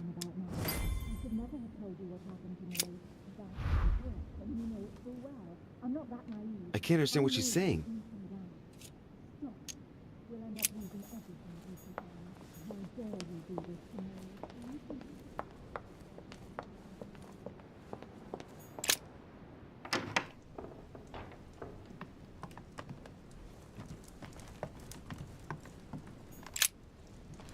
I have to get inside Emily's room through the... Shit! It's locked.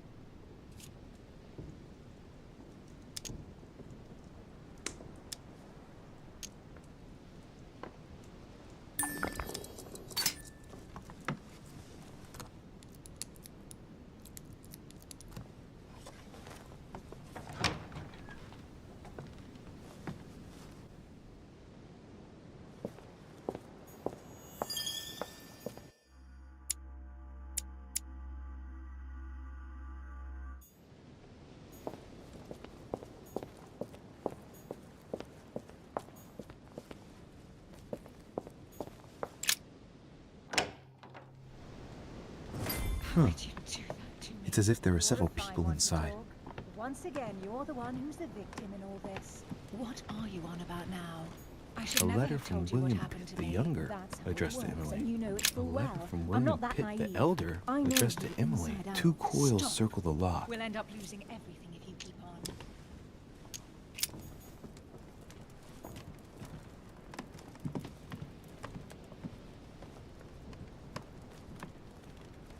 What on earth is... You... Mother? How dare you do this to me? You can talk. After everything I've done for you. You are joking, I hope, right? I gave you my life. That's enough, Emma. Now that Louis is here, you will leave Sarah alone. Cease your revenge immediately. What? If you think you're going to... Louis, help me, I beg you. I can no longer reason with her. I am Emily. Quit playing games. What? Honestly, don't be ridiculous. No. I am Emily. You are wasting your time. Louis knows very well how to tell us apart. After everything we've been through together. Yes, well... Don't you dare bring him into this. This is between you and me. I ask for nothing more, so stop taking it out on Sarah. You prissy little bitch! How dare you! Now that I've told you everything, you want to take my place, do you? You are joking, I hope. I'm the one who told you everything that's been going on while you were away. Go on then. That's what you want, isn't it? You want to kill me. Go on then, shoot! After all the trouble I've gone through to find you. Go on. What are you waiting for? Here, Louis, take this. Wait, what's going... An entire life for this. Go on, shoot! Sorry, Louis, I can't shoot her. She's my sister. That's enough, Emma. Louis, out of the way. She's dangerous. Don't trust her. What are you trying to do? Louis, out of the way. I am not Emma. Come on, Louis, tell her who the real Emily is. Wait, That's right, Louis. I'm fed up with this little game. Tell him who the real Emily is. Why do these things always happen to me? Well, Louis, come on, you know how to tell us apart, right? Yes, but... I'd like to ask you a few questions.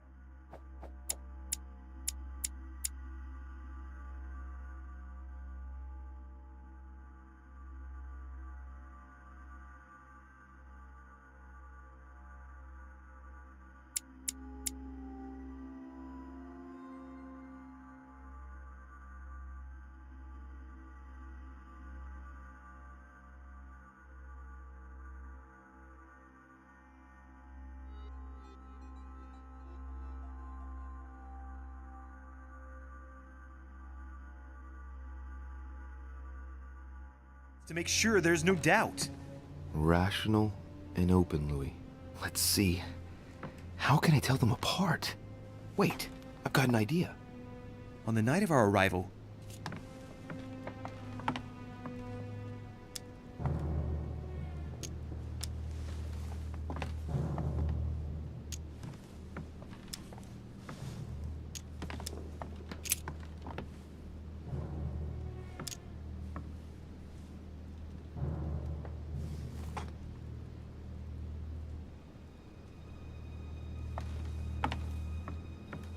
You gave me something. I wasn't feeling very well, and you gave me something. What was it? My handkerchief. And you even kept it. It was stained with your blood. Louis, I already told her. This is all a waste of time. I'm the one who told you. Right. Let's find something else. Ah, yes. Let's speak about my arrival at the manor.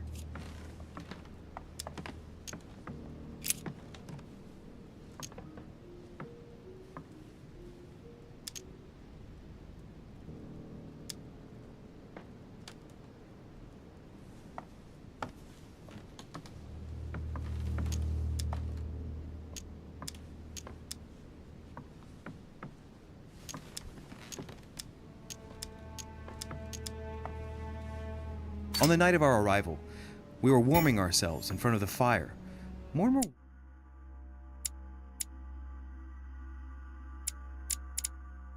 welcomed us in a very odd way.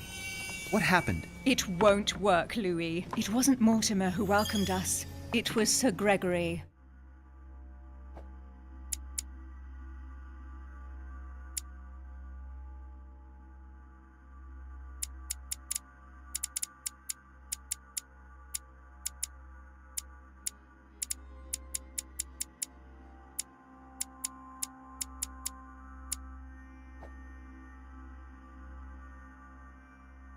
Sorry, Louis.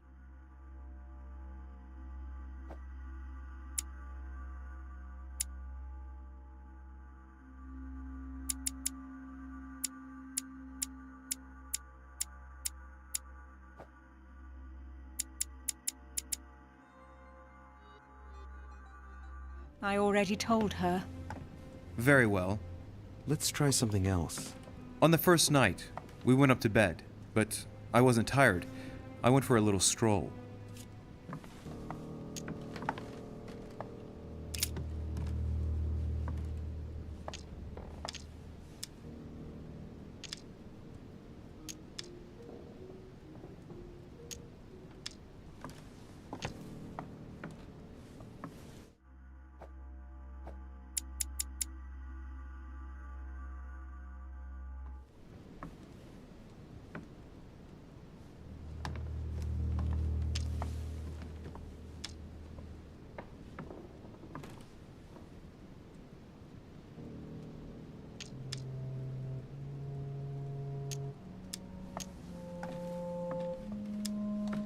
Did we get a chance to speak? Indeed we did, even with a knife at your throat. And for good reason. You had no business being in my room. In my room. What did you ask me? The reason why you were in my room, of course. I asked you if it had anything to do with the Order. Stop there. And I threw you out without ceremony. Don't think you're going to get away with this deception so easily. I can assure you, you're going to regret pretending to be me once Louis has exposed you. Right. I don't think I'll get very far like this. I'll have to find something better. Oh, I don't think I'll even wait until he's finished. Take it easy now. Are you mad, Louis? Lower your arm. I better act quickly if I don't want things to get out of hand. Come on, she's putting one over on you. Look at yourself for crying out loud. You were prepared to shoot me down.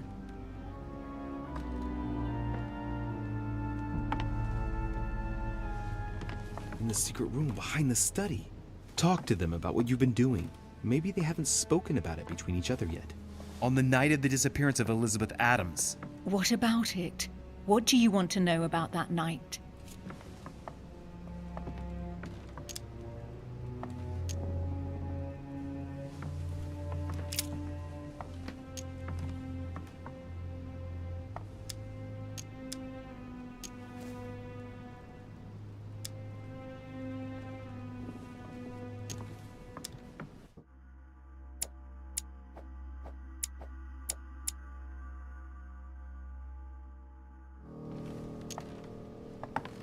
Remember? How did you manage to vanquish the Medusa? Sword toward the Gorgon, Gorgon toward the shield, shield toward the sword. Lantern toward the shield. Of course, I told her how to do it. That's enough! I've had enough of this charade. Louis, there's only one way to tell us apart. There's just one thing I didn't tell her about in detail. Too bad for you, Emma. I didn't want it to come to this, but you leave me no choice. Ask her about you and I. You just lost, Emma. I indeed didn't tell you everything about it. Come, Louis. Speak about our intimacy. Very well. Let's talk about us.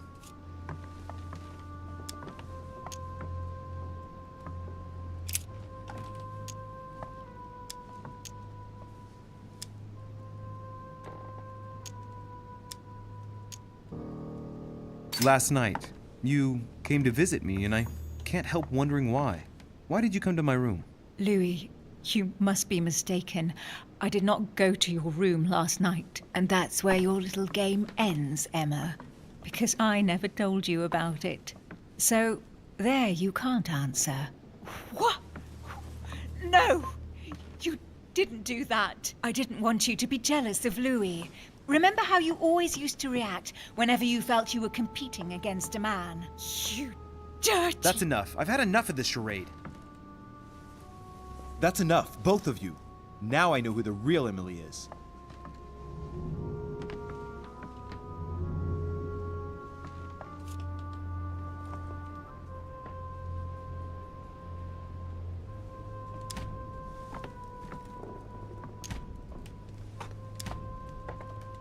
It's you, Emily.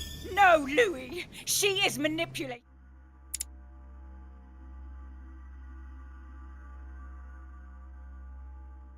you.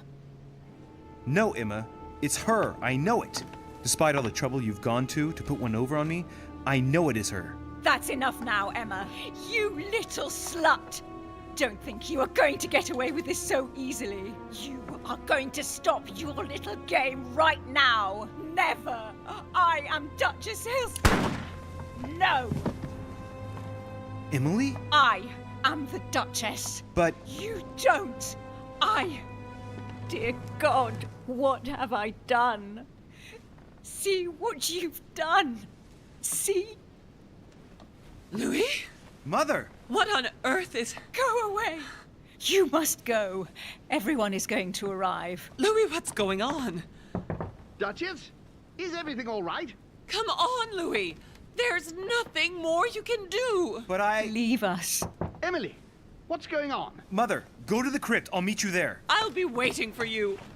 Emily. Madam, I am coming in. It was bound to end like this, Louis. Let me stay with her. Please. Go. I'll cover you. What? What are you doing there? Stop! God damn it. Now what's going on?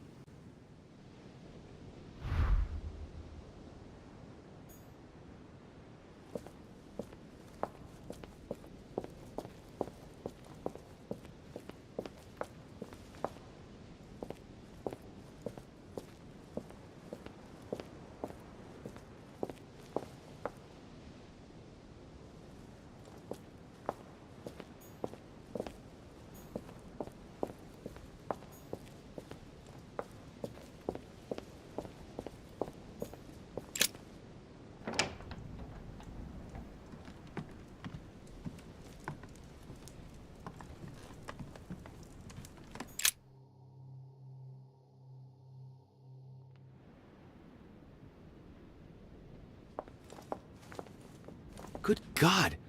They're all here. They must have heard the gunshot. Where is Lord Mortimer? Can anyone hear anything through the door?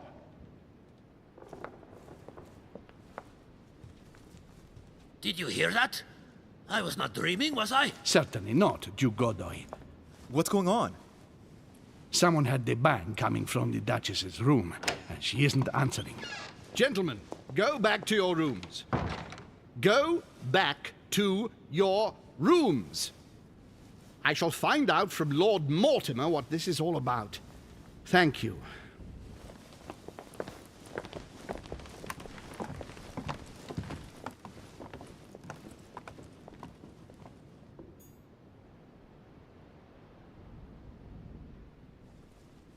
Duchess Emily Hillsborough. My instructions are clear, sir. No one is to enter.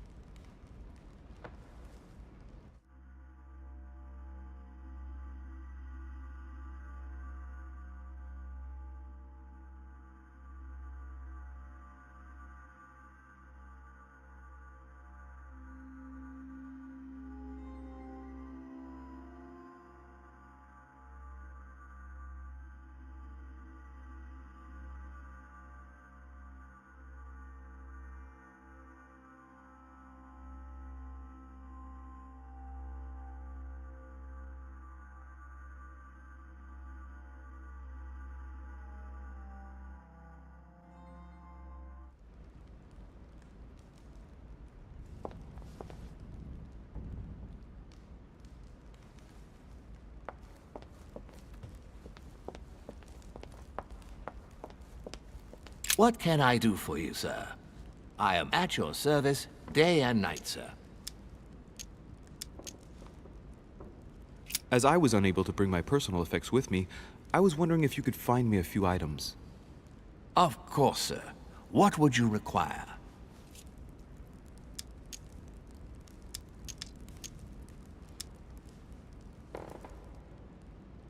My good fellow, would you have any amber available?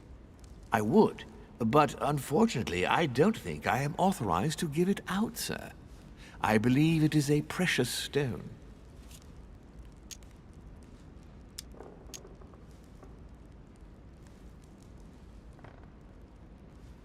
Look, you aren't going to kick up a fuss about a vulgar piece of resin, are you? Don't believe what they say about amber. It does nothing to warm up infants' bodies, let alone prevent toothache. And neither does this fossil oleoresin stimulate fertility. You can believe me. Thank you for educating me. I didn't know. Here you are, sir. Does sir desire anything else?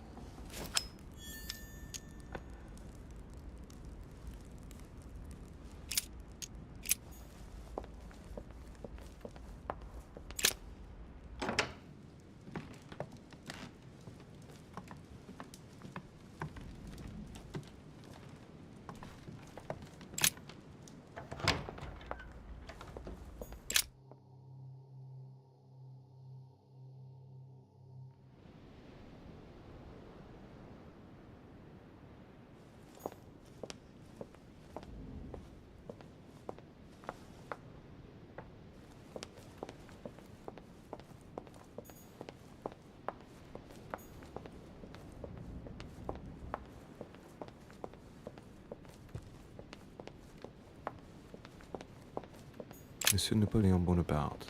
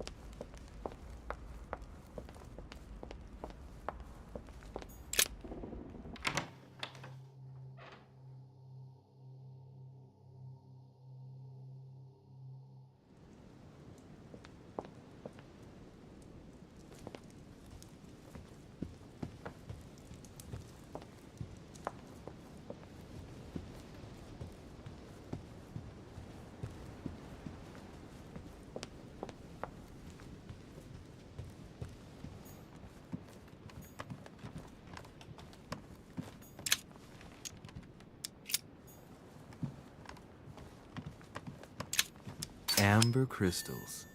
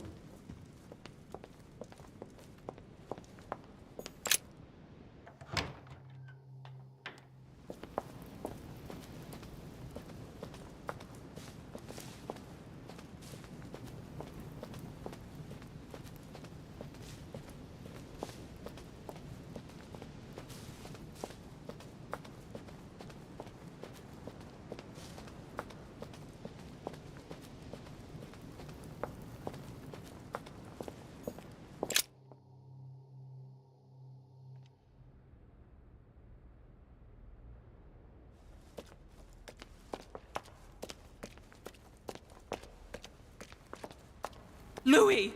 At last, there you are. Mother, wait, Come, we have to be quick. No, wait, Mother, Time is running out, Louis. First, we must... No! That's enough. I won't go a step further unless you explain to me what is going on here. I'm begging you. Talk to me. You must trust me, my son. You are not ready yet. You're the one who should trust me. Tell me what's happening. You would never believe me. I came all the way here for you. Now I've found you. I'm ready, Mother. If only... Louis, I have always taught you to keep your mind open and rational. I know you are going to find this hard to believe, but what I am going to reveal to you is entirely true. Many years ago, I found out that demons really do live among us. I beg your pardon? And that they can influence our thoughts. Mother, listen to yourself. I know you're exhausted, but for crying out loud, listen to what you're saying. Demons? What next? An ancient monster with a head like an octopus? What do your demons look like? Have they got horns and a pointed tail? No, these are not creatures with billy goat's legs. Forget your Christian folklore. Imagine them more as parasitic spirits. They possess their hosts and direct them from inside. Parasitic spirits? Yes, they are capable of going from one body to another as they see fit. And 2 of them are present on this island. Right. So let me guess.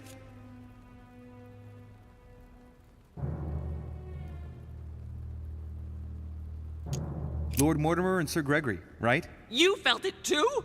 No, even if Home does look the part. But I don't know who else could do it, given that we're on their territory. Many years ago, well before you were born, I crossed paths with one of them. Since then, I've spent my life trying to find it again. When we recovered the Alizif, I was persuaded that von Burchard was working for this demon in one way or another. But I thought he would hand the book to a middleman during this conference. That's where I made an error that could well turn out to be fatal. The one who Burchard was meant to give the book to was none other than the demon in person, Mortimer. Not to mention that Home had sent Volner to get it for him. Home and Mortimer are demons? They both seem to disagree about many things, but I'll admit I never knew exactly why. There are many of them, Louis, not just those 2. Mother, have you any proof to support any of this? Of course, but you do too. You had everything laid out in front of you. Didn't you notice anything?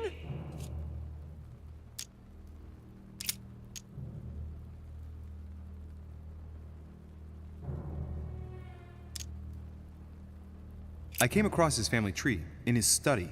An only son. Since the Third Crusade. The fall of St. John of Acre, Louis. The fall of St. John of Acre.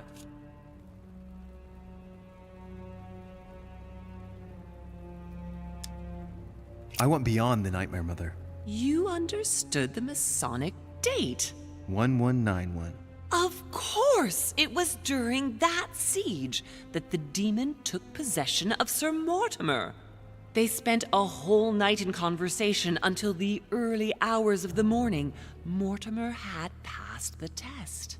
He had charmed the demon, and so it chose him to be its host for centuries to come.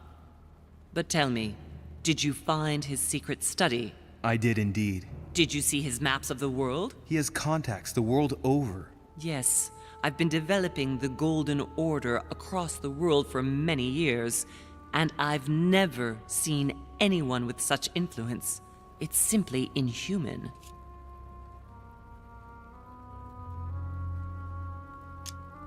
Louis, I am proud of you.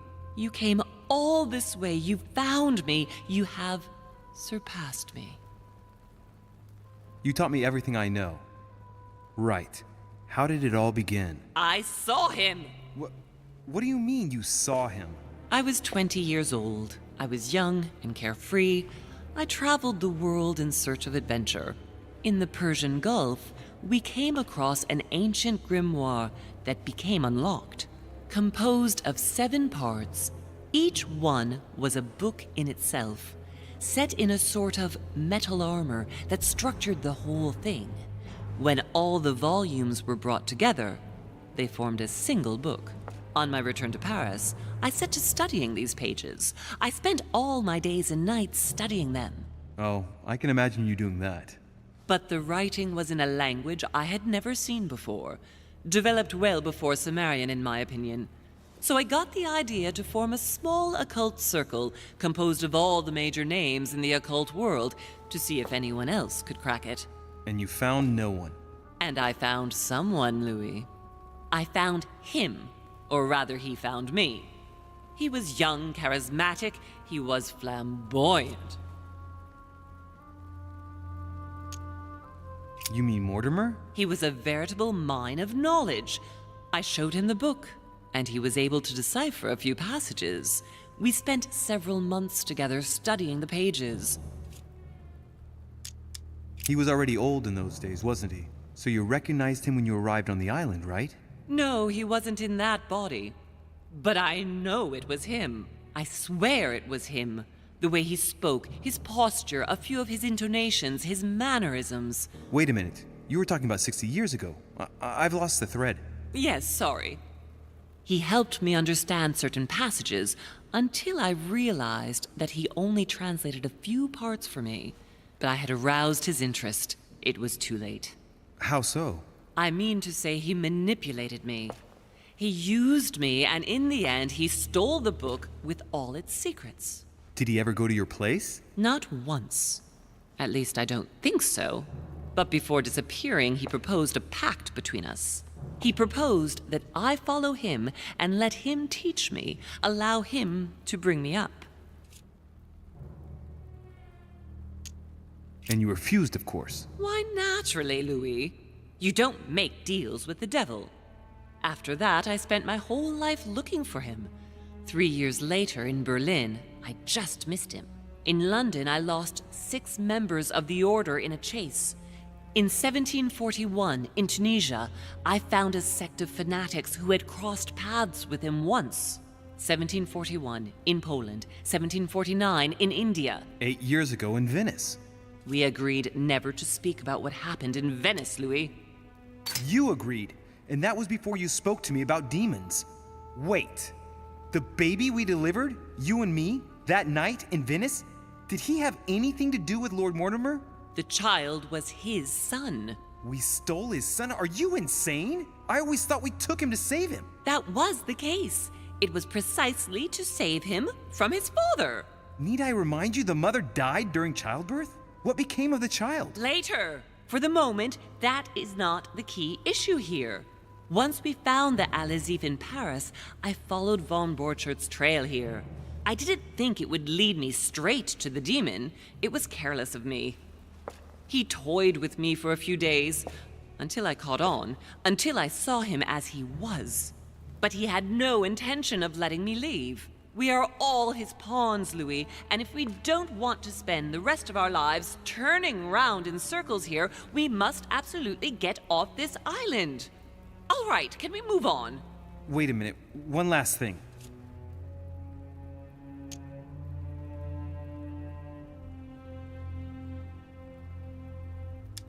I want to know what happened with Elizabeth Adams. Louis, we haven't time for those details. I'm sorry, Mother, but I want to know. She was one of the receptacles for these monsters. I met her parents when she was born. One of the demons got inside her. The demon used her to spy on her father, John Adams. He is one of the founding fathers and vice president of the United States, you know. Mortimer possessed her? No, I don't think it was Mortimer. Her father, John Adams, hired me to tend to her, but the evil in her was too deep. In spite of the various treatments I tried on her, I never succeeded in getting it out of her. It's not something I'm proud of, Louis, but I had to try everything. Mother, did you kill her? Of course not. Don't be stupid. I had no interest in getting rid of her. I want to know what happened between you and Emily's sister. Great responsibility often brings difficult choices, Louis. That's all you need to know. Mother, I won't take a step further if you don't answer me. You dare blackmail me? I'm listening. All right, I used her. So there you are. Happy now? We had the Al-Azif, and I didn't think we would be able to escape with it.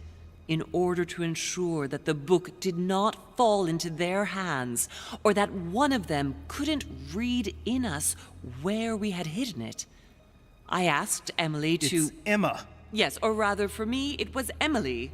So I asked Emma to hide it without anyone seeing, and then I disposed of her. I am sorry for her, but she was part of the Golden Order, Louis. She knew the rules when she joined.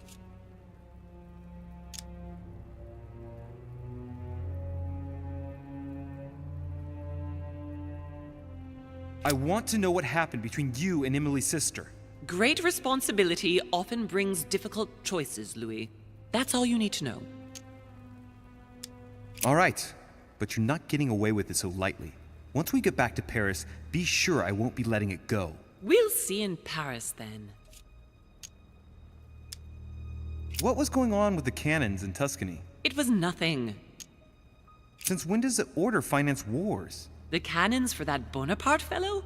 Listen, once in the lion's den, I did whatever I could to appear legitimate. So yes, I pretended to be interested in Mortimer's project about a young military man who was seeking funding for a foundry in Tuscany. Between you and me, if buying China would have enabled me to escape, I would have signed without hesitation. What did you negotiate about the Al-Azif with Volner? Absolutely nothing. I managed to pull the wool over his eyes until I found a way to flee.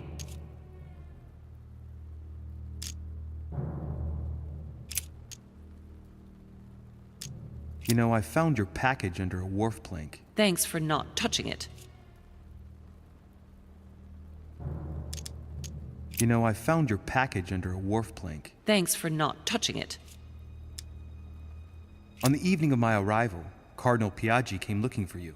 He was determined to give you a letter. More of his lists. Louis, I think I know what's in that letter, and I beseech you to believe that it is the least of our worries. We can sort that out later. Are you going to tell me what happened to your hand? Better than that. I shall show you. Samuel Ritter du Choix, you wanted to send me a letter about Godoy. I wanted you to run a check on Duke Manuel. But frankly, it doesn't really matter anymore now. Godoy is just a pawn like the others. He is not the one I was looking for.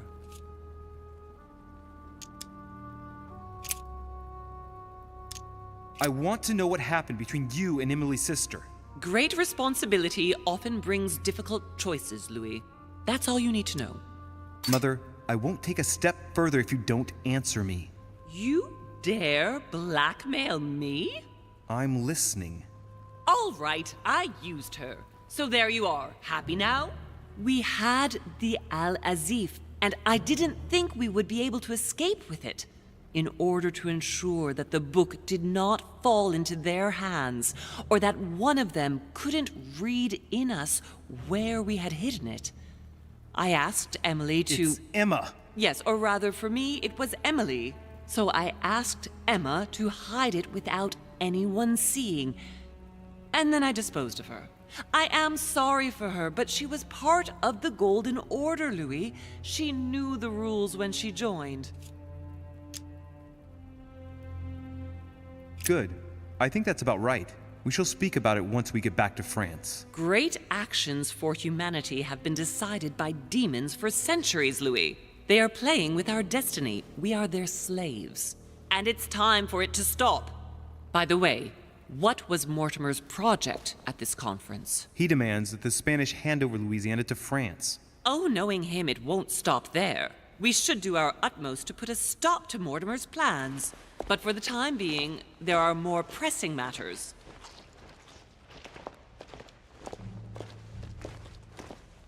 Are you going to tell me why we're here?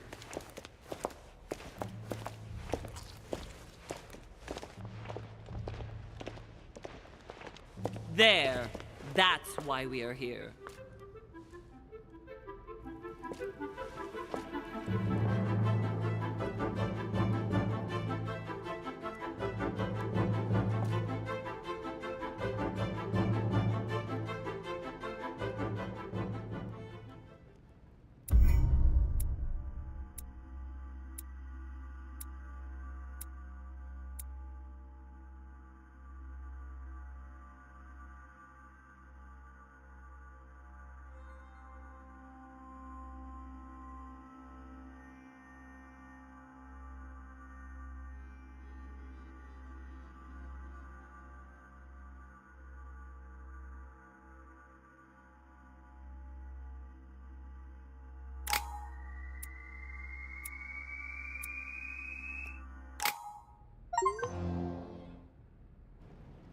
Reassure me, we aren't going to have to force that one, are we?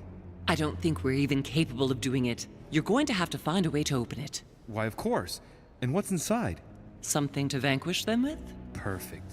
So, how does it open? We'll need several keys. I found a note from the architect who conceived the mechanism in Mortimer's secret study. We have to first gather 5 objects before we try anything. Are the 5 objects the keys? Exactly. We have the Clement III cross, the nails, the Gutenberg Bible, the exegesis of Judas, an armillary sphere, and all we need to match up the dates between the different calendars. Why a cross? Well, I haven't the foggiest idea, but it just so happens that's what you are going to use to activate the mechanism. I found the one Mortimer kept. It belonged to Cardinal Guibert, better known by the name of Pope Clement III. Perfect. Where is it?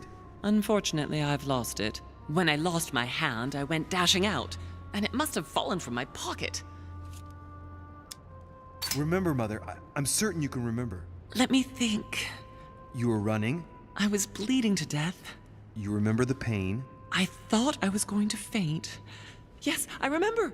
I don't think it can be far, can it? Would you have lost it outside? No, I don't think so. It must be in the area. I don't remember going up with it. Perfect. I'll search the crypt before leaving.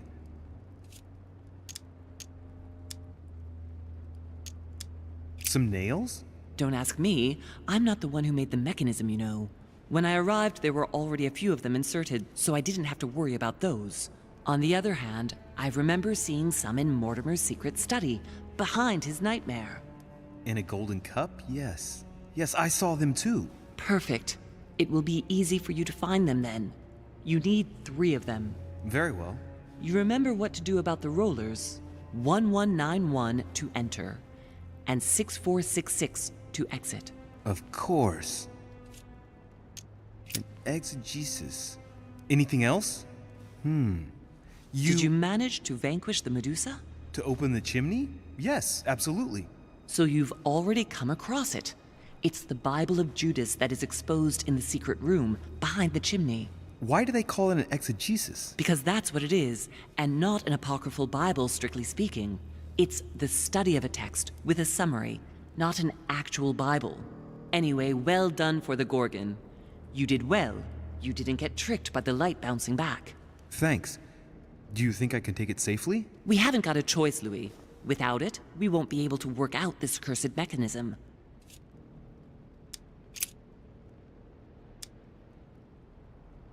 What do you mean by the concordance of dates exactly? Don't worry about that. We already have them. They are written on the back of the message I just gave you.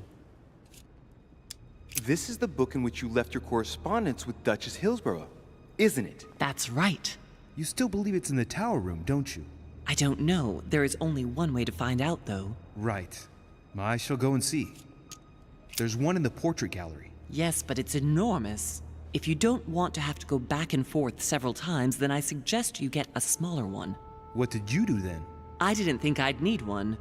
I started without one, and I lost my hand before I did need one. And you can see the result. One last thing before you go. Be very careful. If you come across anyone, they can all potentially be spies of Mortimer or Holm. Don't ever confide in anyone because a demon can slip inside them at any moment. Wait, not all of them though. Take Washington. Especially Washington. He's been conditioned by Mortimer for years. Look at them, for crying out loud. How do you explain their behavior otherwise? The most influential politicians in the Western world gather together without the least protection, without a single aid to assist them, to participate in a conference during which the guests start dropping like flies. Me, Adams, Peru, Hillsborough. Look at the number of calamities that have happened over the past few days. And not one of them has asked to leave the island? Do you find that normal? You'll see. Go up to the manor to look for the keys, and I wager not one of them will speak to you about my being in Emily's room. Do you think so? Go on, you'll see. And come back with all the objects in one go. Time is against us. And remember, the code to get out of the secret office is 6466.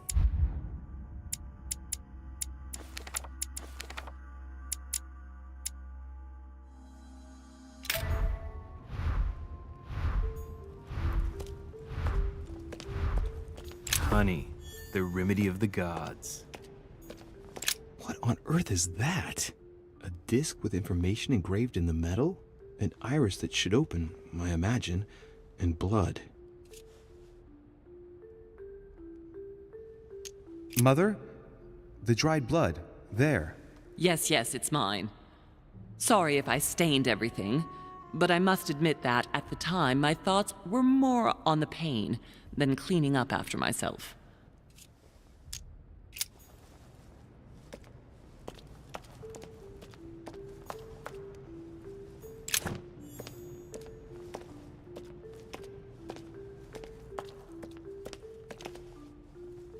A Byzant from the Byzantine Empire. Famous cross of Clement III. Perfect. And one key found.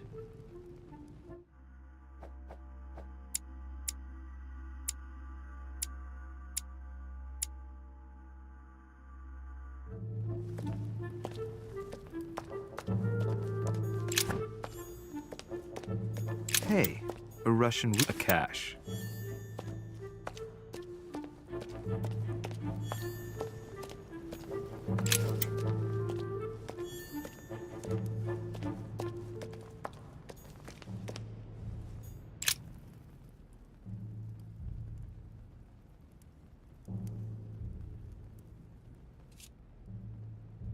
You ought to go, Louis. If someone finds us here, the situation might well become seriously complicated.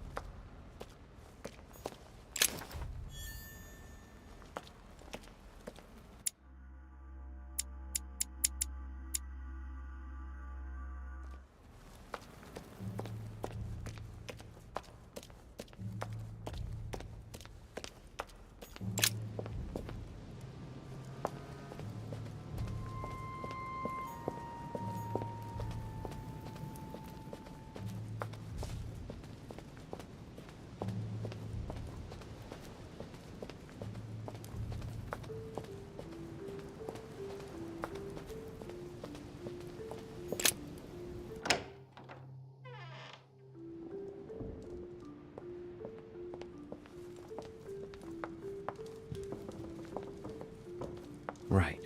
Let's see if the statues are in place yet. That statue is not positioned correctly.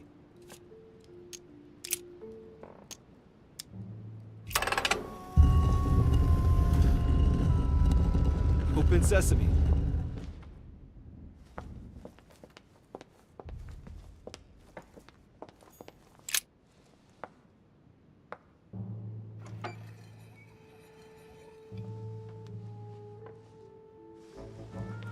So that's the exegesis of Judas. I hope Mortimer doesn't read it very often, otherwise he's going to notice that someone's stolen it. But that's just too bad. I need it. So that's Pandora's box? An urn? The ring of the Nibelungs. Even if Mortimer is several centuries old, I don't see what part he has in this legend.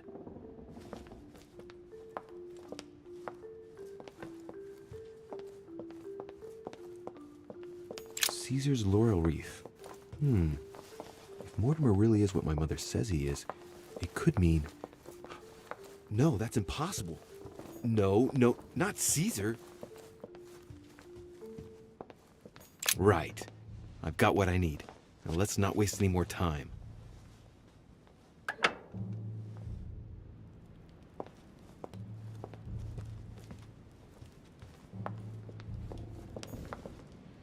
Right. It's definitely an armillary sphere, but I have to find one that I can take with me. Otherwise, I risk drawing too much attention to my comings and goings. Now, where can I find a smaller one?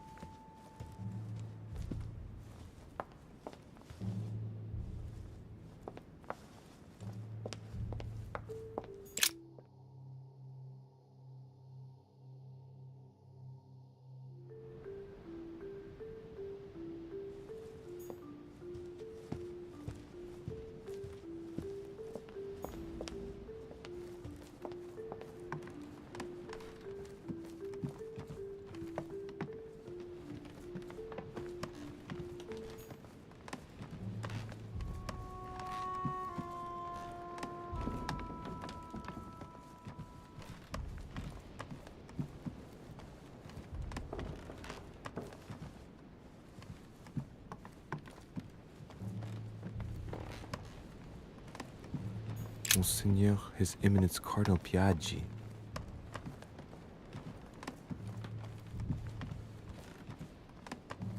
Duke Manuel Godoy.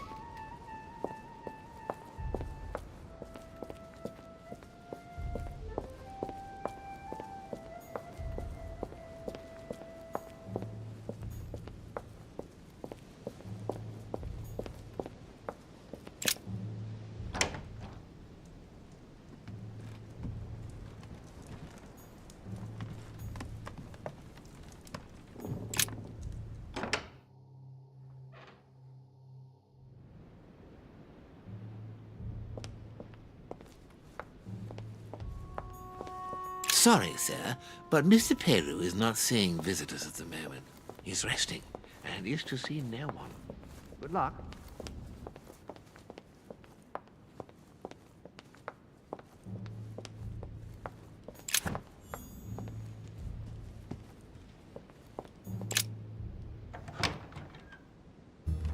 Ah, Louis. Glad you're here. Blasted. He's gonna talk about my mother. Come and see what I've found. There are pieces of paper in the ashes of the chimney. Someone's been burning something here. Incredible. He doesn't seem to want to speak to me about what happened between my mother and the Hillsborough sisters. Show me a little. Look, it's possible to distinguish two different writing styles. The rest of the correspondence between my mother and Emma. Someone tried to burn an exchange of messages. I'm certain. There must be more. Shit. What on earth is he doing?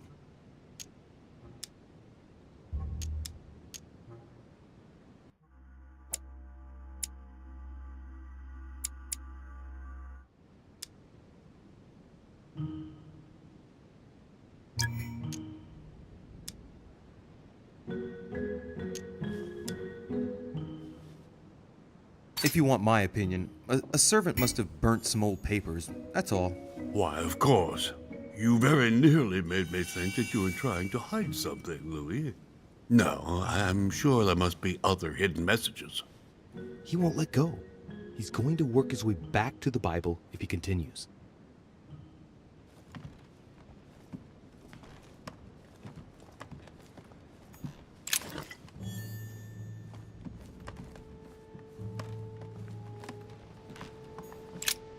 The Bible's still there.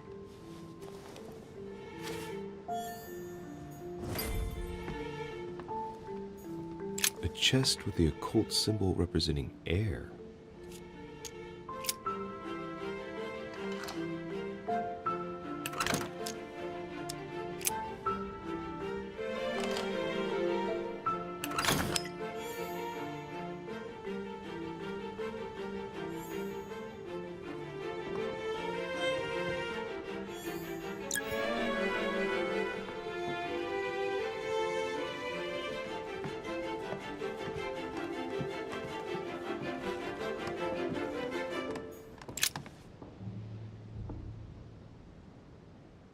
Hey, look, there.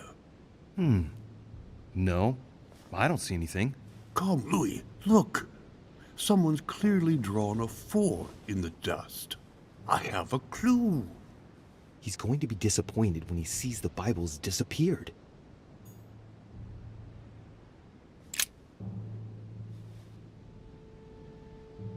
Hey, look, there. No, I don't see anything. Come, Louis, look. Someone's clearly drawn a 4 in the dust. I have a clue. He's going to be disappointed when he sees the Bible's disappeared.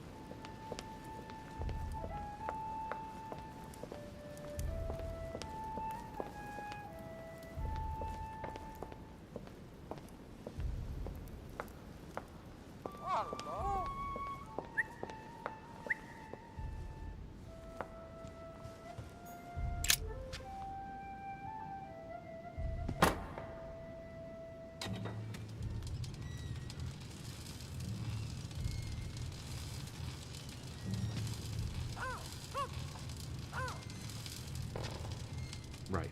This time, it'll be a lot quicker.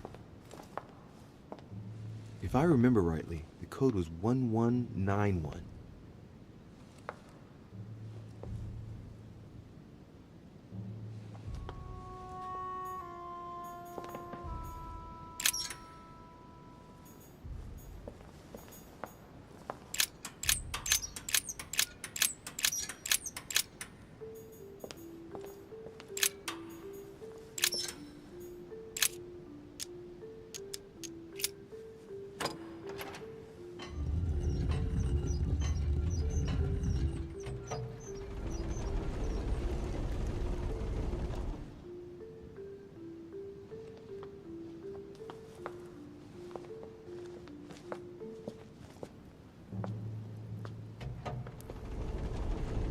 Of course.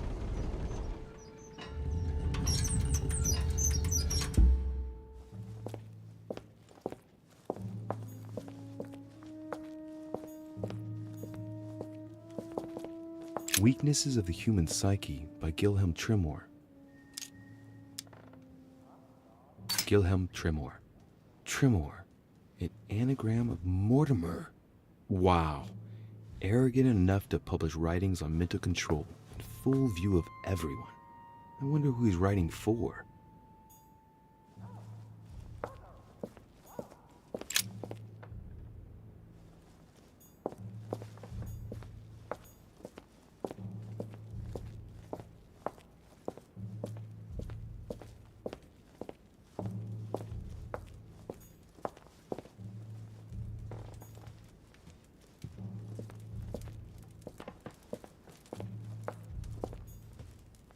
There.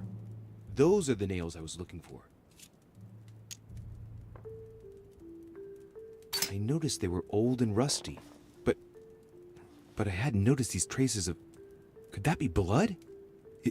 Is it really the relic of the Holy Cross? I can hardly believe it.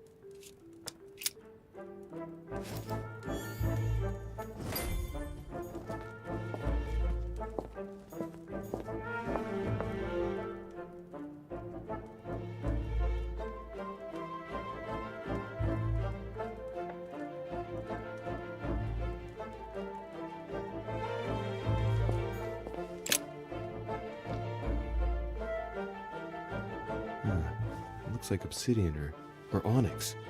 It must weigh a ton. What on earth could that be?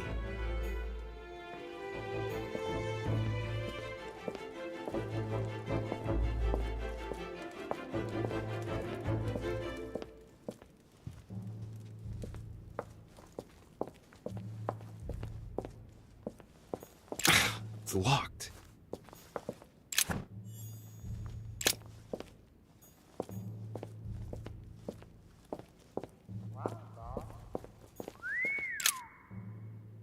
All right, come on. Let's get out of here. 6466, if I remember correctly.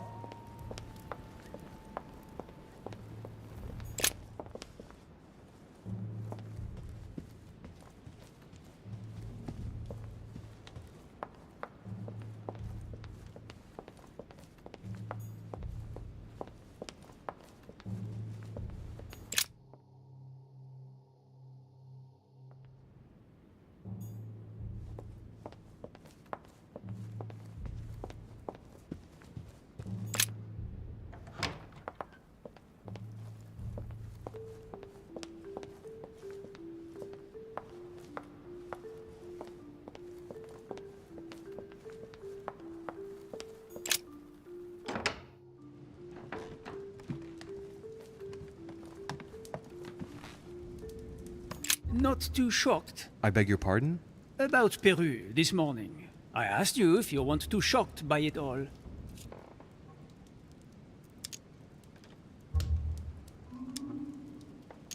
I did what I could. He made his choice. Tragic, but there it is. He made his choice, yes, but it puts us in a very sensitive situation. How are we going to win the conference with just the three of us? Tell me. I was wondering. You wouldn't know where to find an armillary sphere, would you? Do you really think this is the right time? Oh, ask Volner. I am sure he will know. What with him being passionate about astronomy, you ought to get on fine together.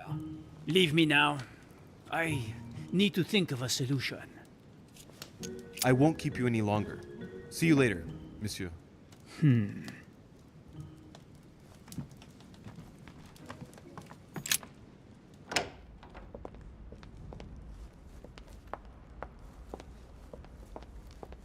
What can I do for you, sir? I am at your service day and night, sir.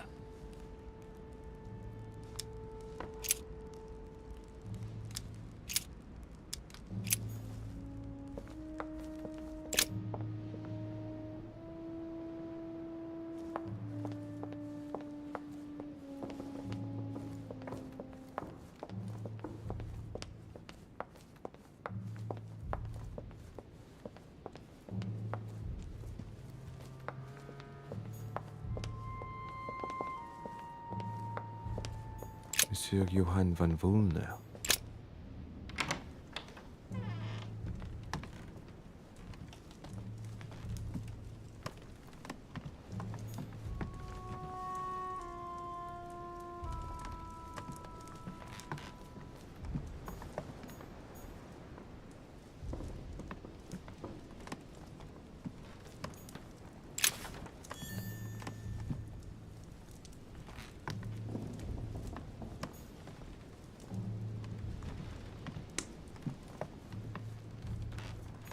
An armillary sphere.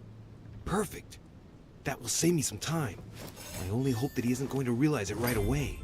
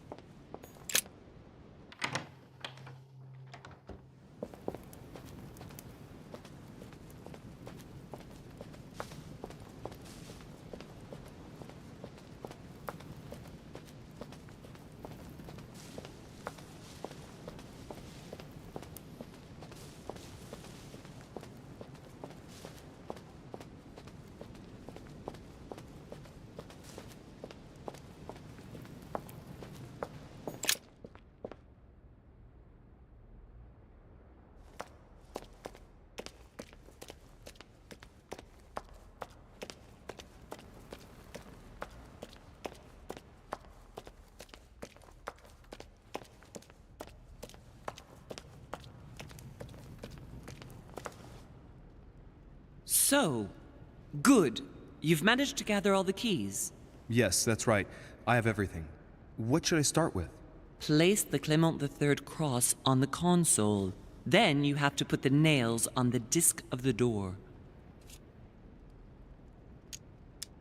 What theme did you start with? As the fresco shows the birth of Christ, I placed one nail in Bethlehem, one in chapter 2, and one in verse 6.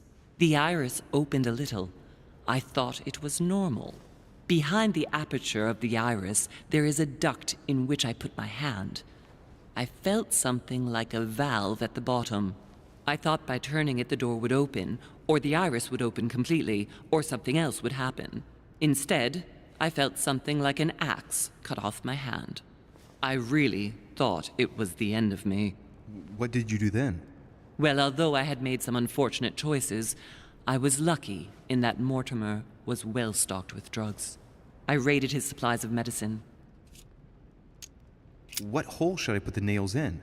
Well, I can't really advise you there, because I haven't exactly made the best choices myself. All I can say is that you have to insert one to choose a town, one to choose a chapter, and one to choose a verse. All right, my turn now. Go ahead, impress me. I'll shut up and let you concentrate.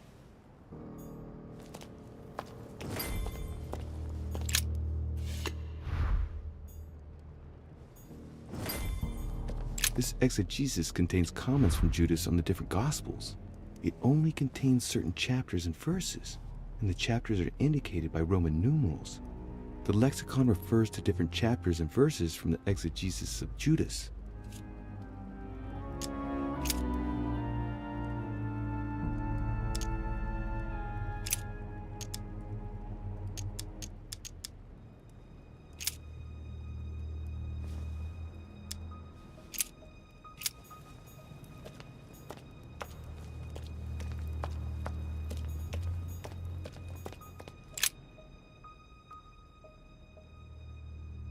The cycle of the moons has nothing to do with what I'm doing right now.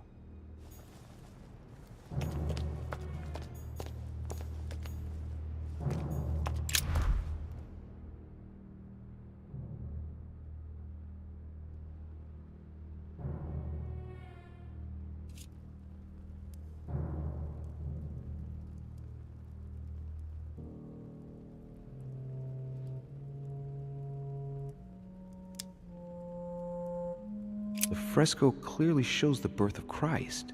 Louis, I can assure you that that is not the solution to this enigma. This fresco's only purpose is to mislead. I know that now. Please, focus on another theme about Christ. I'll have to trust her.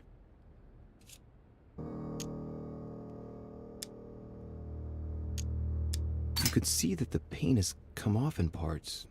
Difficult to see what was there, but I can distinguish the letters N-R-I. Nothing more.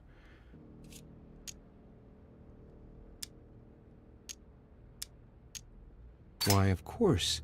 They're part of the initials I-N-R-I that you can find on the cross of Jesus at his crucifixion.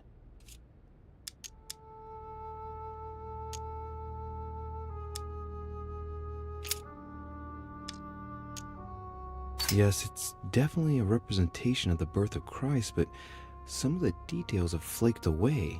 I can't see any other clues. One thing is for sure, this enigma deals with the life of Jesus, like my mother said.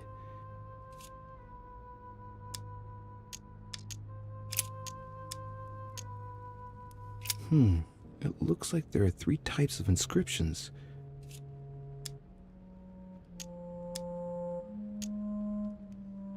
These towns have one thing in common. They're all related to the life and death of Jesus. For example, Jordan is the place of the baptism of Christ. Clearly, we have names of towns, Arabian numerals, and Roman numerals.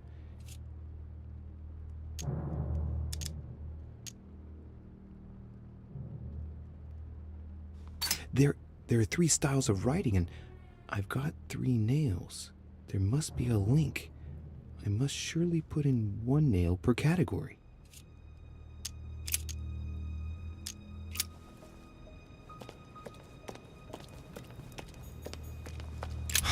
Cross is stuck in the mechanism. I can't do anything.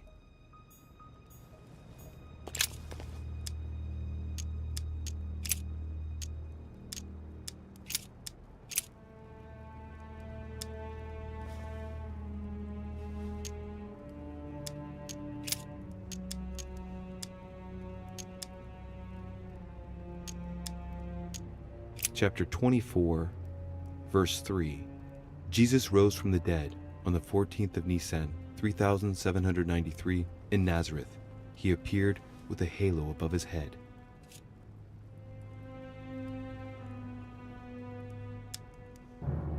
Chapter 24, verse 3.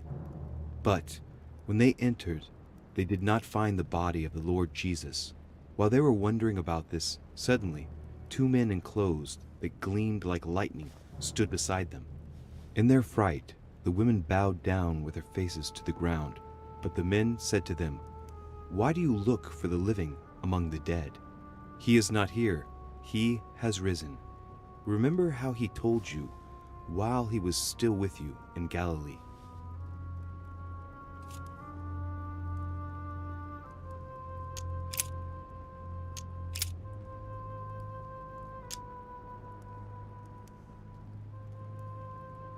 Chapter 19, verse 17.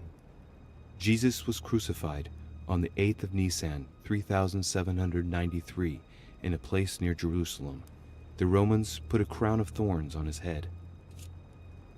Chapter 19, verse 17. And he, bearing his cross, went forth into a place called the place of a skull, which is called in the Hebrew Golgotha, where they crucified him, and 2 others with him, on either side, and Jesus in the midst.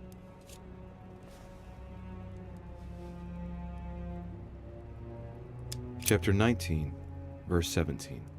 And he, bearing his cross, went forth into a place called the place of a skull, which is called in the Hebrew Golgotha, where they crucified him, and 2 others with him, on either side, and Jesus in the midst.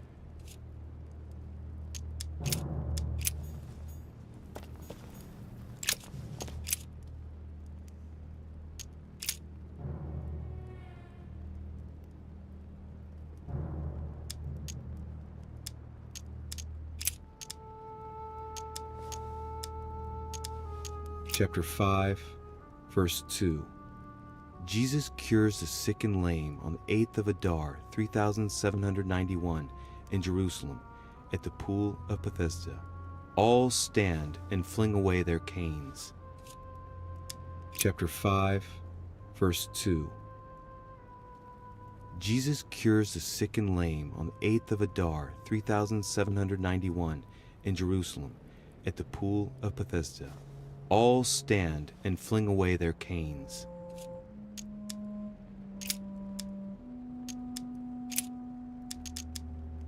Chapter 19, verse 17. Jesus was crucified on the 8th of Nisan, 3793, in a place near Jerusalem. The Romans put a crown of thorns on his head.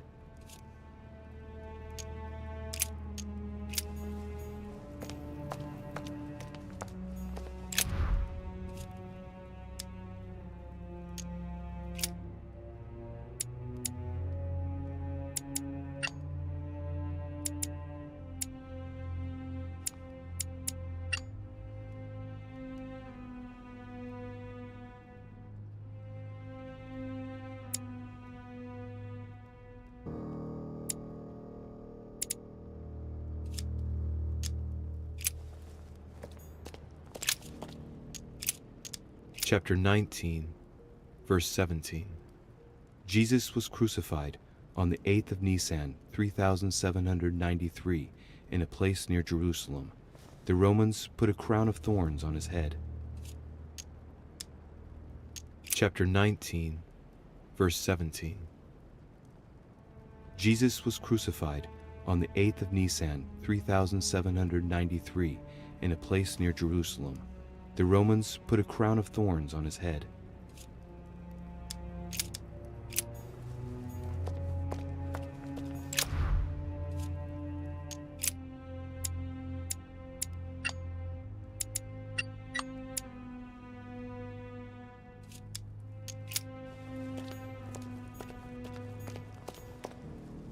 The cross is stuck in the mechanism. I can't do anything.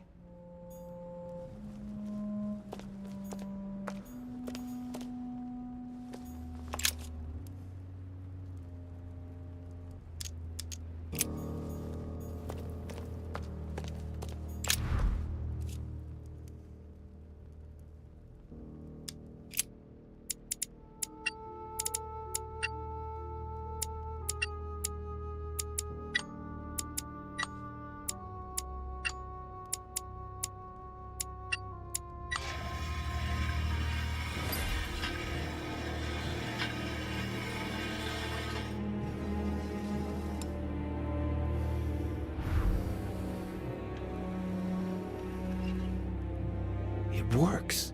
Well done, Louis. I hadn't seen those other wheels. Try connecting the theme to see if it goes all the way.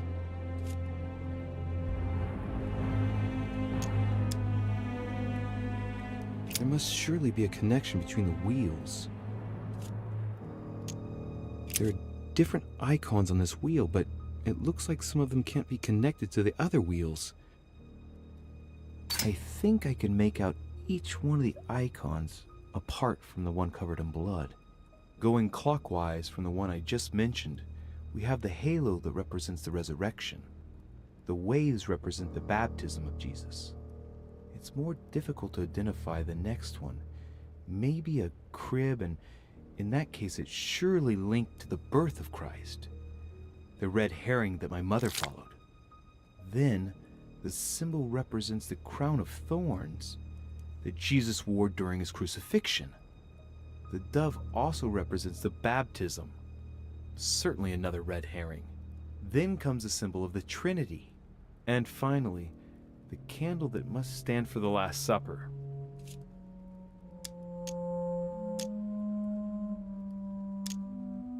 Now, given the difference between the number of icons and the number of towns, I think that only one path connects all the wheels with one another. Let's try to connect the theme I've chosen with the rest. Mother, what do you think? As I told you, I didn't get that far. Nevertheless, these icons do represent moments in the life of Christ.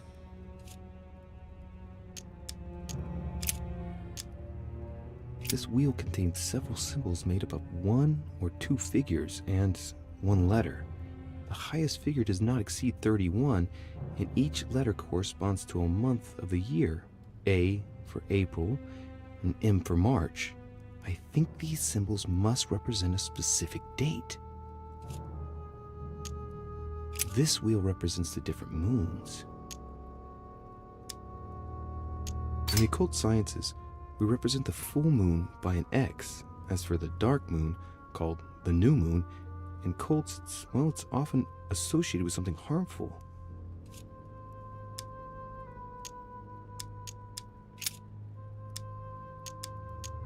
Look at this. There are notches between each of the wheels. So, I have to link the name of the town from the theme I've chosen to an icon, then to a date, and finally, the date to the moon.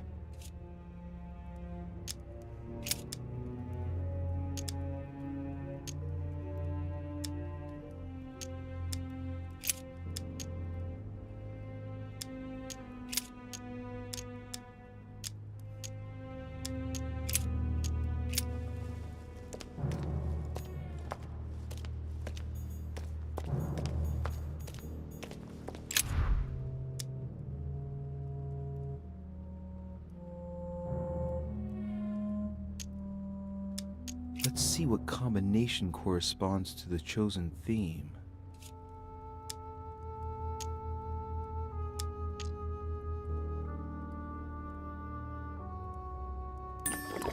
According to the architect's notes in the armillary sphere, the moon during the crucifixion was a first quarter.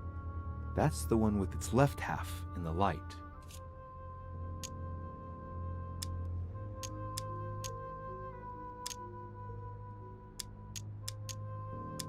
By following the clues in the Bibles and the architect's notes, the crucifixion took place on the 8th of Nisan 3793, according to the astronomers of that time. That would correspond to March 26th in the year 33 on a modern calendar.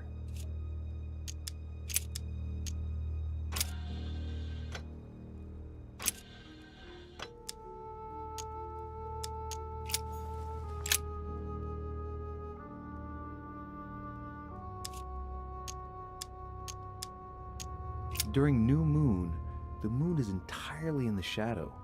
Then, the shadow moves from west to east, meaning left to right, and goes through the following states: waxing crescents, first quarter, waxing gibbous, full moon, waning gibbous, last quarter, waning crescent, and the cycle starts over with the full shadowed new moon.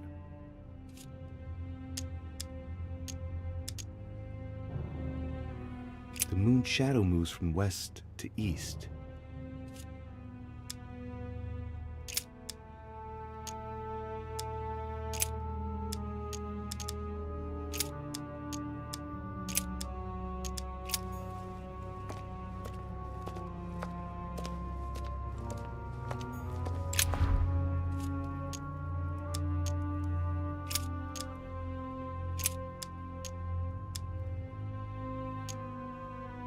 I think I can make out each one of the icons apart from the one covered in blood. Going clockwise from the one I just mentioned, we have the halo that represents the resurrection. The waves represent the baptism of Jesus. It's more difficult to identify the next one. Maybe a crib, and in that case it's surely linked to the birth of Christ. The red herring that my mother followed. Then, the symbol represents the crown of thorns that Jesus wore during his crucifixion. The dove also represents the baptism. Certainly another red herring. Then comes the symbol of the Trinity. And finally, the candle that must stand for the Last Supper.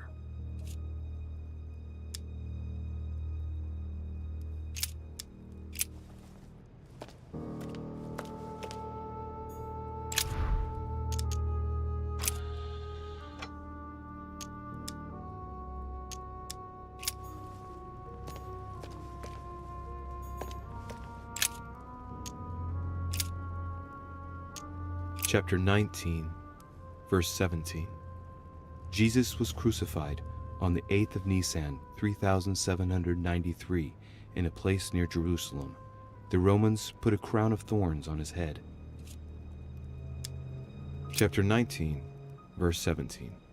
And he, bearing his cross, went forth into a place called the place of a skull, which is called in the Hebrew Golgotha, where they crucified him, and 2 others with him, on either side, and Jesus in the midst.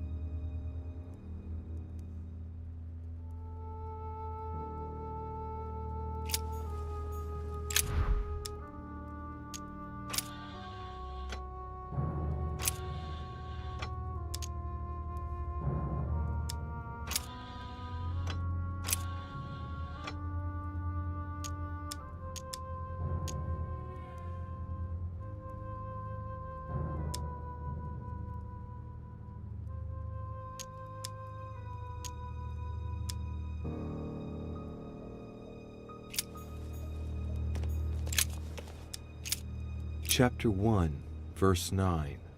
Jesus was baptized by John in Jordan on the 9th of Hesvan, 3852. Chapter 1, verse 9. And it came to pass in those days that Jesus came from Nazareth of Galilee, and was baptized by John in Jordan. And coming up out of the water, he saw the heavens opened, and the Spirit like a dove descending upon him.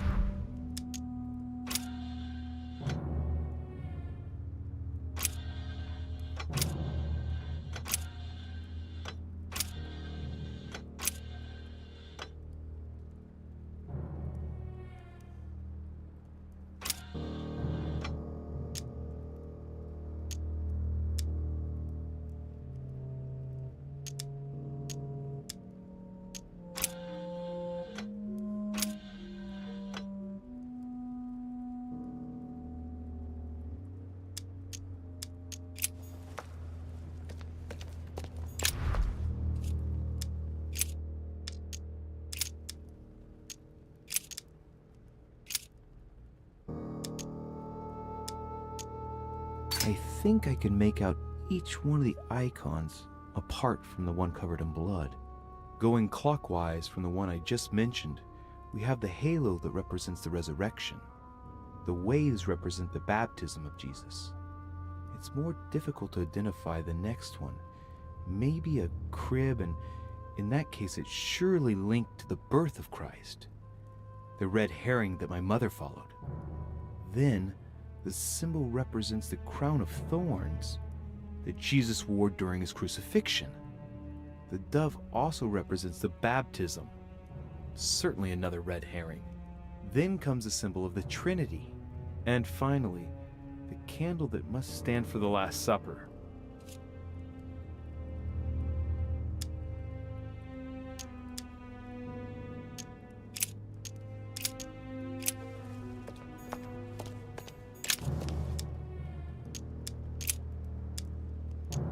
Chapter 14, verse 22.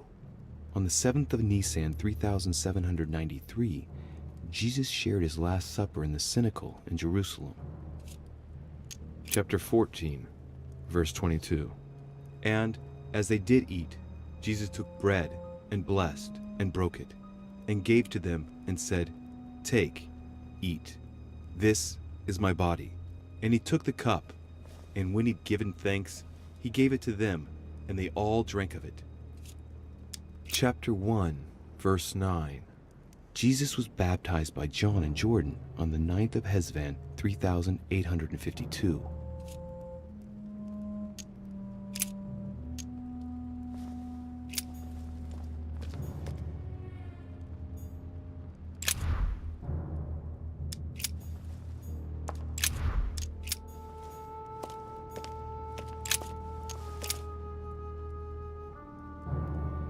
Chapter 3, verse 18. Words truly pronounced in Abagash. Chapter 3, verse 18. He that believeth in him is not condemned, but he that believeth not is condemned already, because he hath not believed in the name of the only begotten Son of God.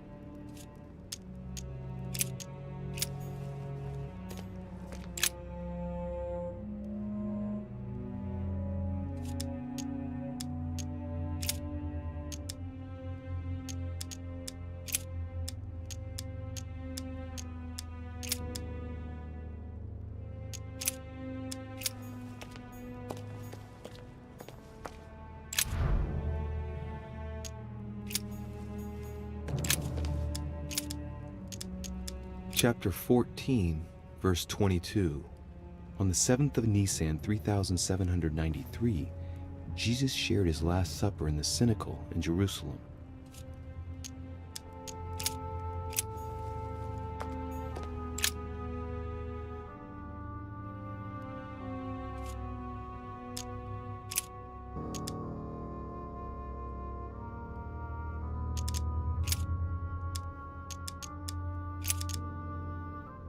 Seventh of Shaban, 607, first quarter.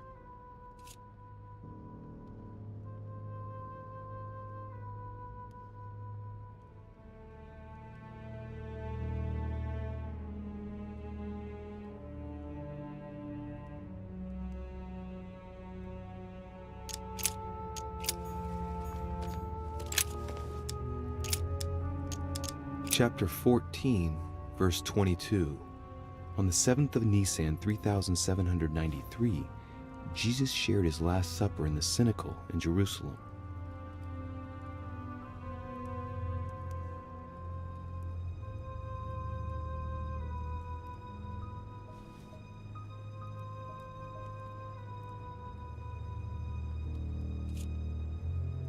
Chapter 14, verse 22.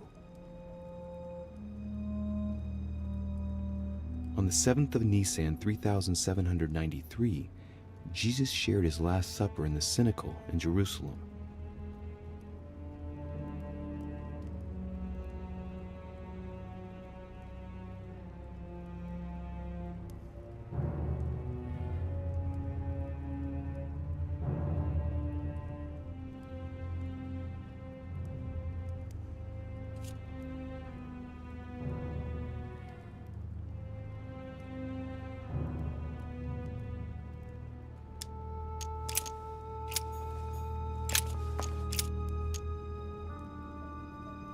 Chapter 1, verse 9.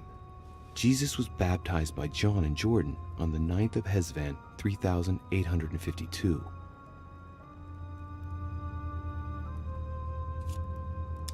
Chapter 1, verse 9. Jesus was baptized by John in Jordan on the 9th of Hesvan, 3852.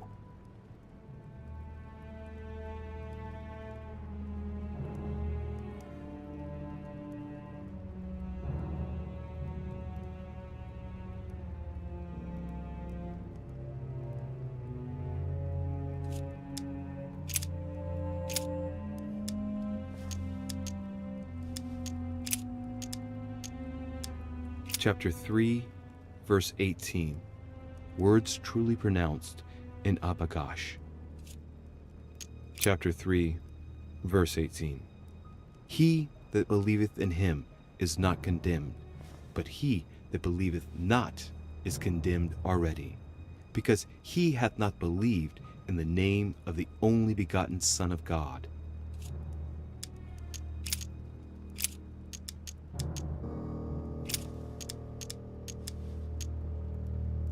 Chapter 24, verse 3. Jesus rose from the dead on the 14th of Nisan, 3793, in Nazareth. He appeared with a halo above his head.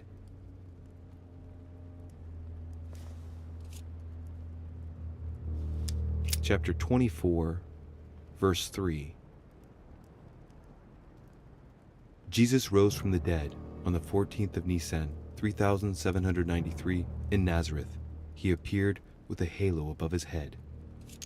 Chapter 24, verse 3. But when they entered, they did not find the body of the Lord Jesus. While they were wondering about this, suddenly 2 men in clothes that gleamed like lightning stood beside them. In their fright, the women bowed down with their faces to the ground. But the men said to them, "Why do you look for the living among the dead? He is not here. He has risen. Remember how he told you while he was still with you in Galilee."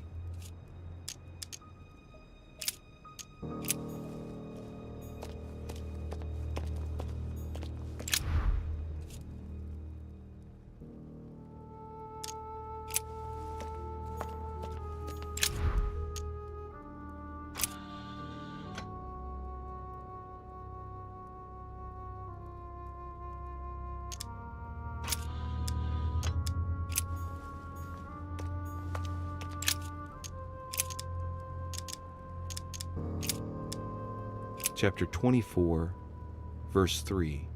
Jesus rose from the dead on the 14th of Nisan, 3793, in Nazareth. He appeared with a halo above his head.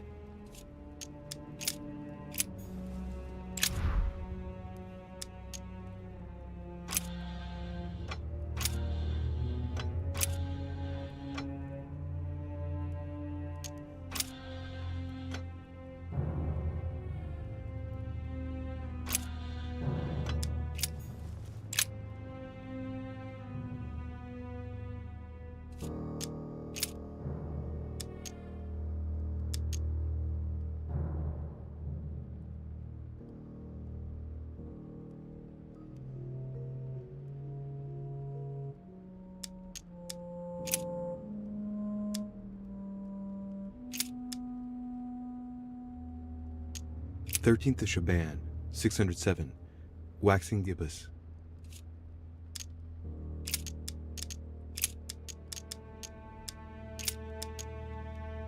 During new moon, the moon is entirely in the shadow.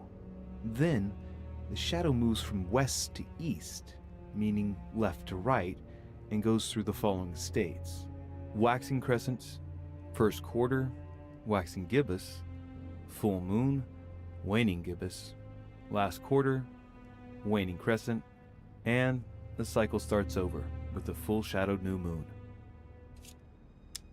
The moon shadow moves from west to east.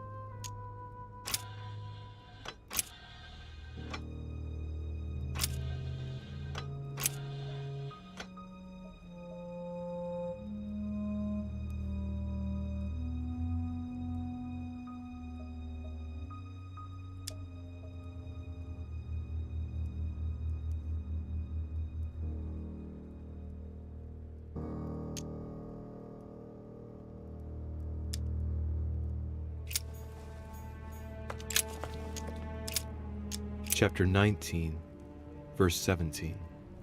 Jesus was crucified on the 8th of Nisan, 3793, in a place near Jerusalem. The Romans put a crown of thorns on his head.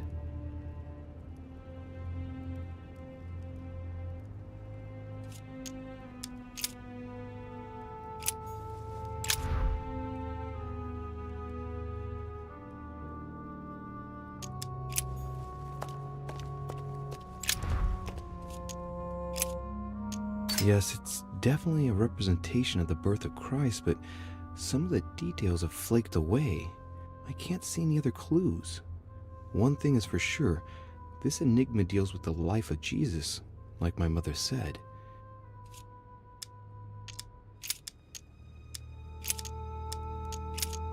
I think I can make out each one of the icons apart from the one covered in blood.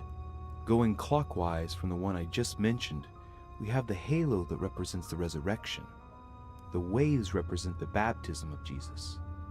It's more difficult to identify the next one. Maybe a crib, and in that case it's surely linked to the birth of Christ. The red herring that my mother followed. Then, the symbol represents the crown of thorns that Jesus wore during his crucifixion.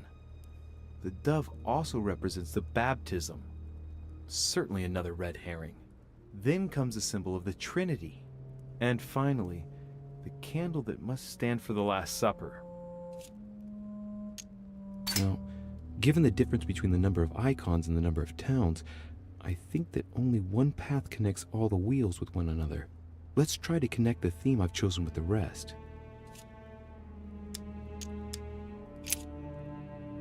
Look at this. There are notches between each of the wheels. So, I have to link the name of the town from the theme I've chosen to an icon, then to a date, and finally, the date to the moon.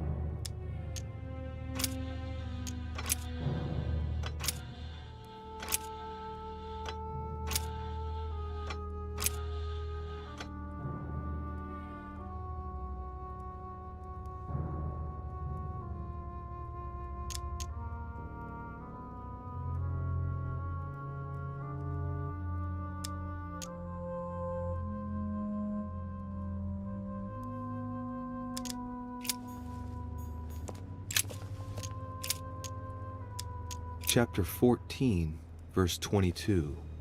On the 7th of Nisan, 3793, Jesus shared his Last Supper in the Cenacle in Jerusalem. Chapter 14, verse 22. And as they did eat, Jesus took bread and blessed and broke it and gave to them and said, "Take, eat. This is my body." And he took the cup, and when he'd given thanks, he gave it to them, and they all drank of it.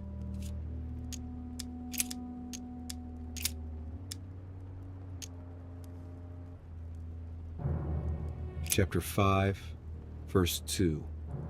Jesus cures the sick and lame on the 8th of Adar, 3791, in Jerusalem, at the pool of Bethesda. All stand and fling away their canes. Chapter 5, verse 2. Now, there is at Jerusalem, by the sheep market, a pool, which is called, in the Hebrew tongue, Bethesda, having 5 porches. In these lay a great multitude of impotent folk, of the blind, halting, and withered, waiting for the moving of the water. Jesus saith unto him, Rise, take up thy bed, and walk. And immediately the man was made whole, and took up his bed, and walked. And on the same day was the Sabbath.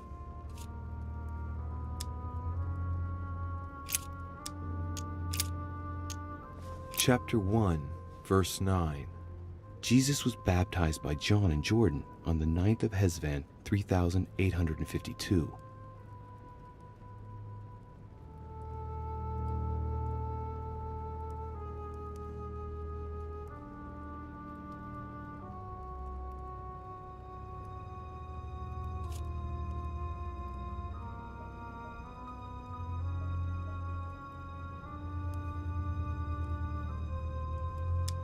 Chapter 1, verse 9. And it came to pass in those days that Jesus came from Nazareth of Galilee, and was baptized by John in Jordan. And coming up out of the water, he saw the heavens opened, and the Spirit like a dove descending upon him.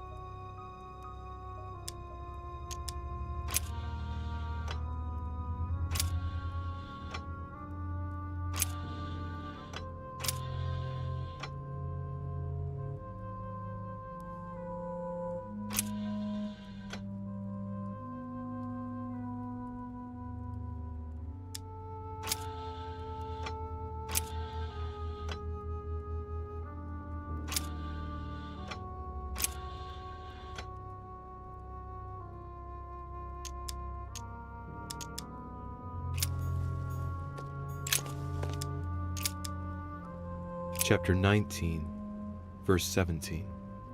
Jesus was crucified on the 8th of Nisan, 3793, in a place near Jerusalem. The Romans put a crown of thorns on his head. Chapter 19, verse 17.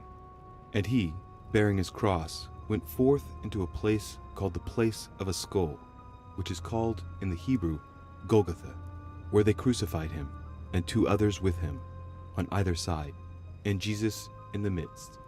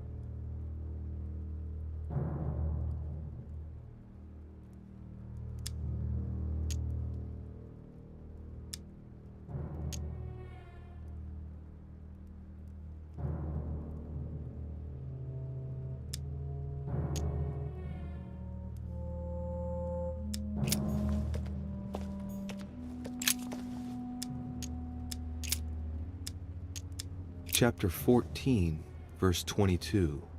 On the 7th of Nisan, 3793, Jesus shared his Last Supper in the Cenacle in Jerusalem. Chapter 14, verse 22. On the 7th of Nisan, 3793, Jesus shared his Last Supper in the Cenacle in Jerusalem.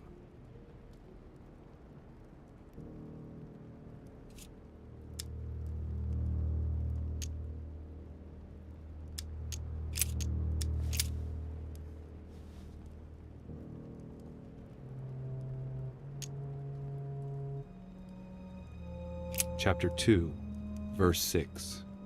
Jesus was born of Mary and Joseph on the 22nd of Teveth at midnight, 3762, in the village of Bethlehem.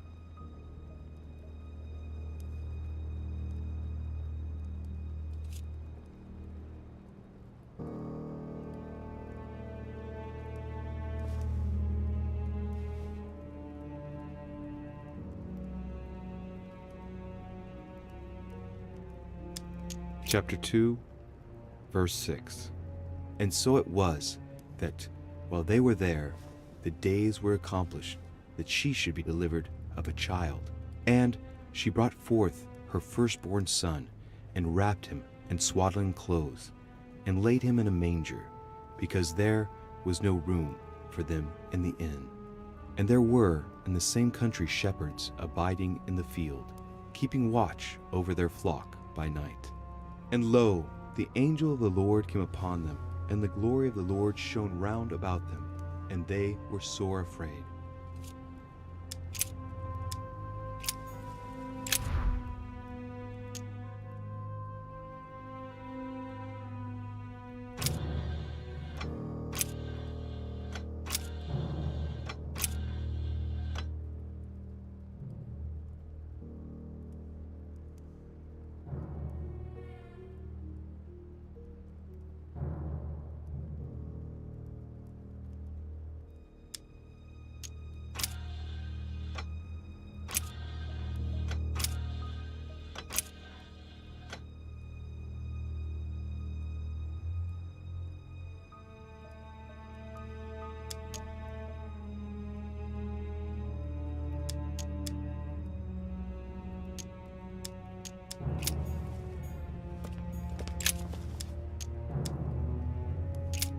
Chapter 1, verse 9.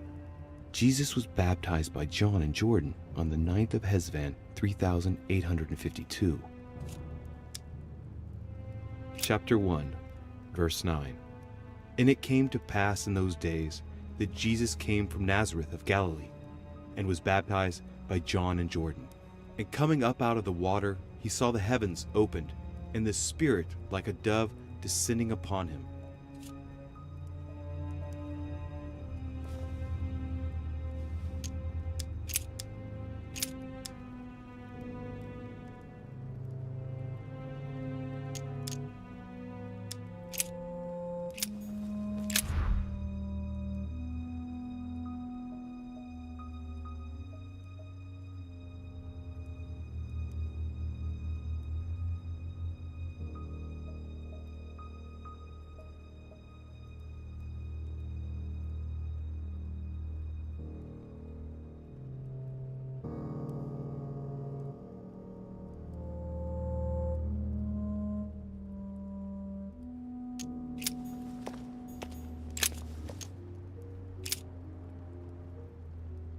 Chapter 19, verse 17.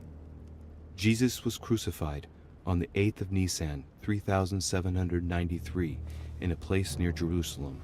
The Romans put a crown of thorns on his head. Chapter 19, verse 17. And he, bearing his cross, went forth into a place called the place of a skull, which is called in the Hebrew Golgotha, where they crucified him, and 2 others with him, on either side, and Jesus in the midst.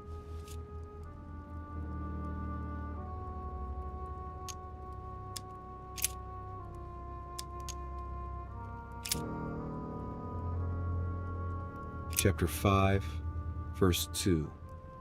Jesus cures the sick and lame on the 8th of Adar, 3791, in Jerusalem, at the pool of Bethesda.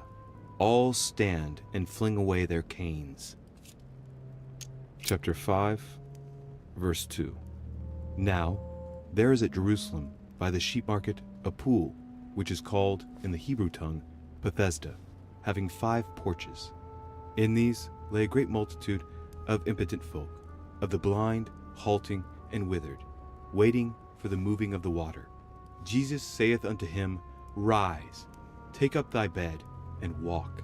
And immediately the man was made whole, and took up his bed and walked. And on the same day was the Sabbath.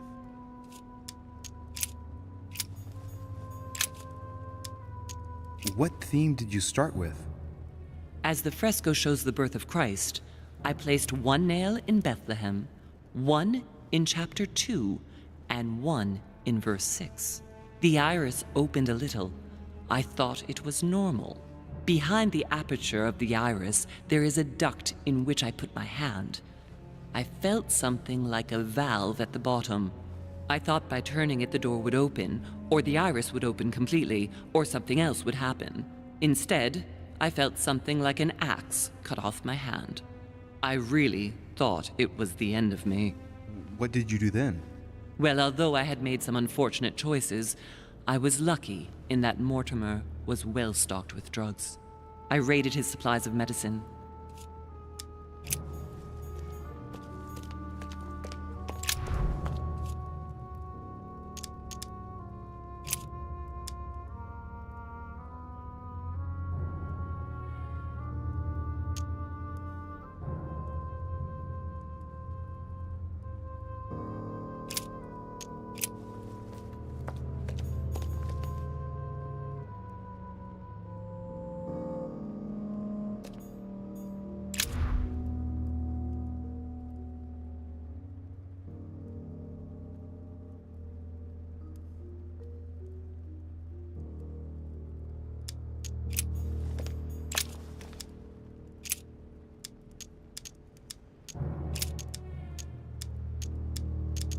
Chapter 2, verse 6. Jesus was born of Mary and Joseph on the 22nd of Taveth at midnight, 3762, in the village of Bethlehem.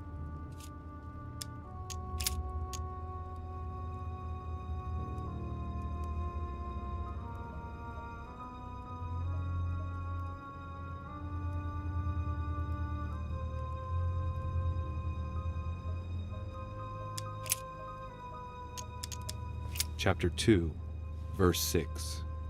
Jesus was born of Mary and Joseph on the 22nd of Taveth at midnight, 3762, in the village of Bethlehem. Chapter 2, verse 6. And so it was that, while they were there, the days were accomplished that she should be delivered of a child. And she brought forth her firstborn son, and wrapped him in swaddling clothes, and laid him in a manger, because there was no room for them in the inn. And there were in the same country shepherds abiding in the field, keeping watch over their flock by night. And lo, the angel of the Lord came upon them, and the glory of the Lord shone round about them, and they were sore afraid.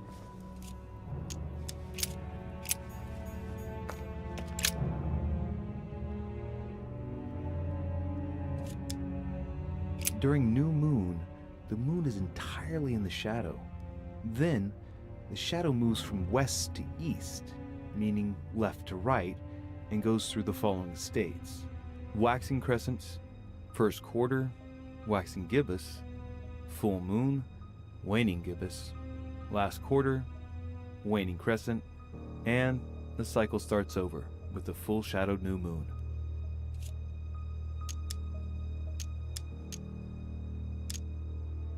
The moon shadow moves from west to east.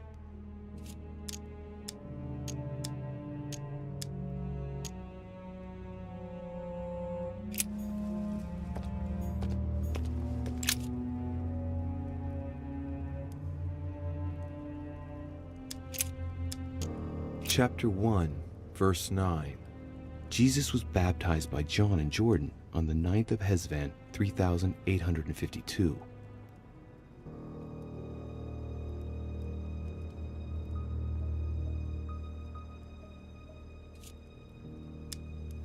Chapter 1, verse 9.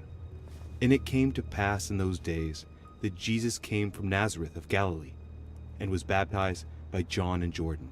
And coming up out of the water, he saw the heavens opened, and the Spirit like a dove descending upon him.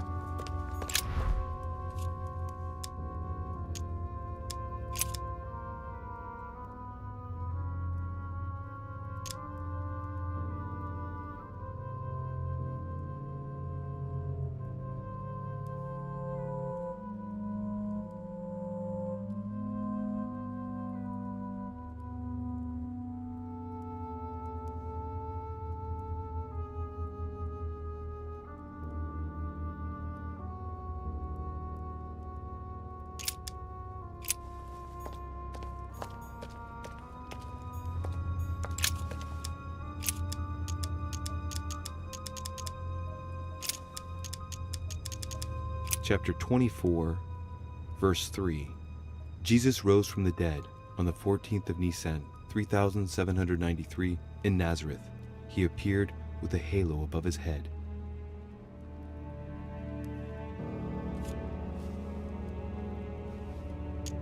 Chapter 24, verse 3.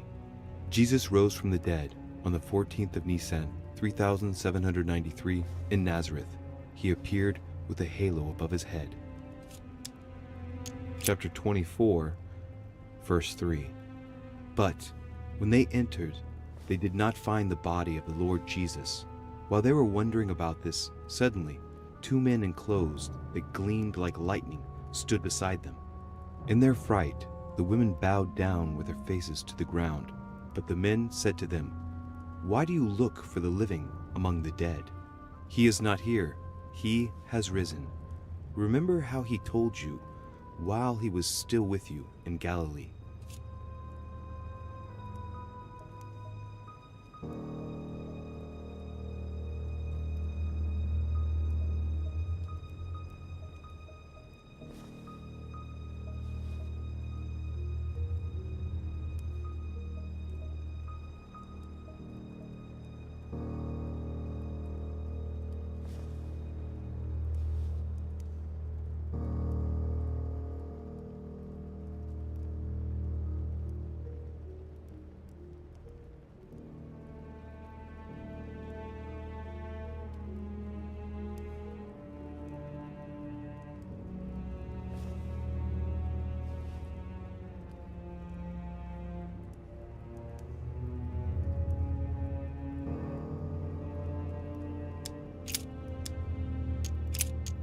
Chapter 14, verse 22. On the 7th of Nisan, 3793, Jesus shared his Last Supper in the Cenacle in Jerusalem.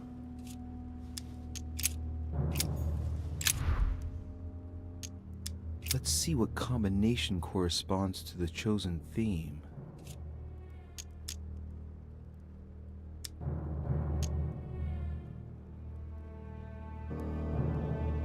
To follow the crucifixion theme, I should select the crown of thorns.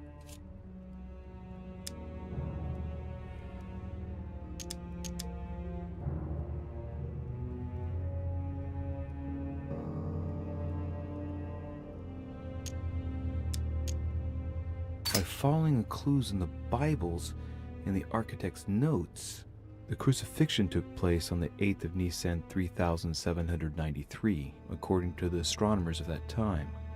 That would correspond to March 26th in the year 33 on a modern calendar. According to the architect's notes in the armillary sphere, the moon during the crucifixion was a first quarter. That's the one with its left half in the light.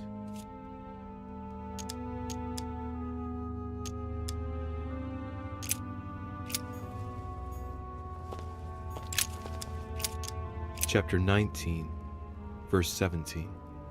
Jesus was crucified on the 8th of Nisan, 3793, in a place near Jerusalem.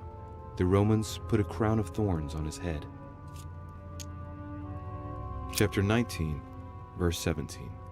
And he, bearing his cross, went forth into a place called the Place of a Skull, which is called in the Hebrew Golgotha, where they crucified him, and 2 others with him, on either side, and Jesus in the midst.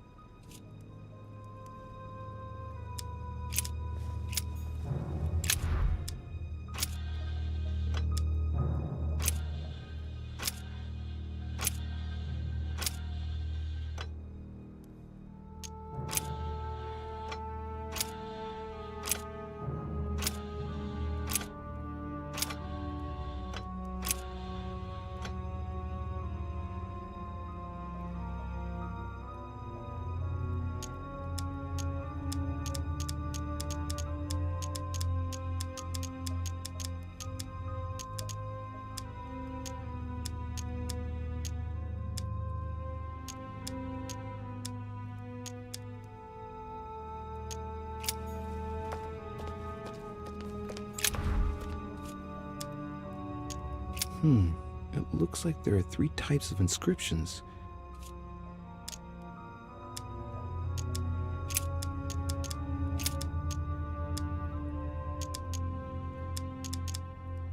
Look at this. There are notches between each of the wheels. So, I have to link the name of the town from the theme I've chosen to an icon, then to a date, and finally, the date to the moon. This wheel contains several symbols made up of 1 or 2 figures and 1 letter. The highest figure does not exceed 31, and each letter corresponds to a month of the year. A for April, and M for March. I think these symbols must represent a specific date.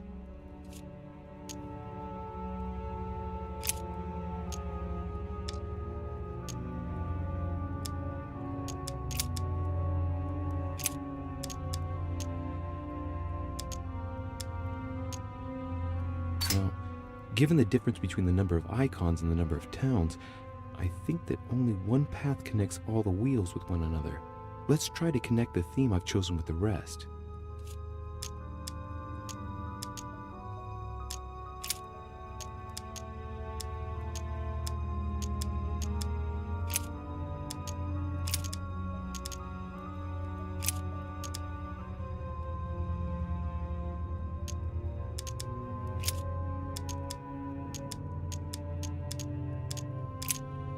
This wheel contains several symbols made up of 1 or 2 figures and 1 letter. The highest figure does not exceed 31, and each letter corresponds to a month of the year. A for April, and M for March. I think these symbols must represent a specific date.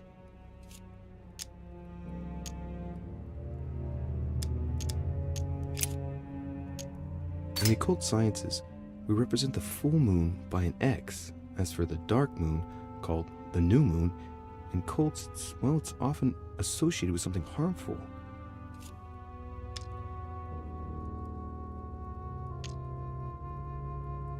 The totally black moon corresponds to the new moon, so, going clockwise, we have the waning crescent, the last quarter, the waning gibbous, the full moon, the waxing gibbous, the first quarter, and lastly, the waxing crescent.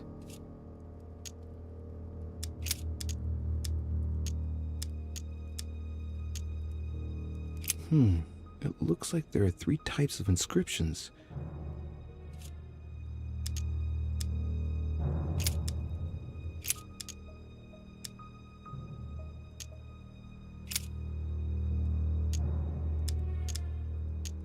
I think I can make out each one of the icons apart from the one covered in blood.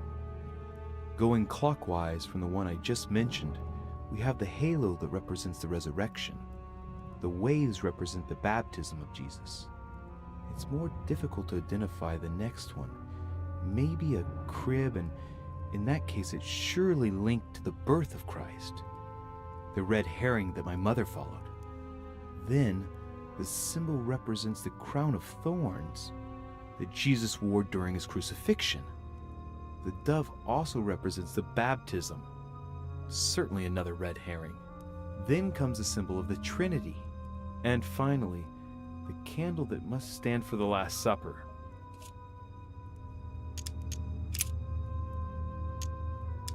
This wheel contains several symbols made up of 1 or 2 figures and 1 letter.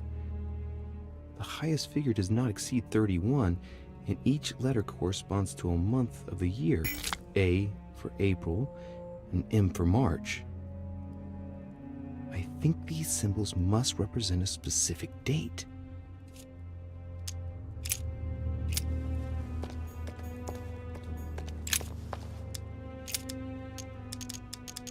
Chapter 19, verse 17. Jesus was crucified on the 8th of Nisan, 3793, in a place near Jerusalem. The Romans put a crown of thorns on his head. Chapter 19, verse 17. And he, bearing his cross, went forth into a place called the place of a skull, which is called in the Hebrew Golgotha, where they crucified him, and 2 others with him, on either side, and Jesus in the midst.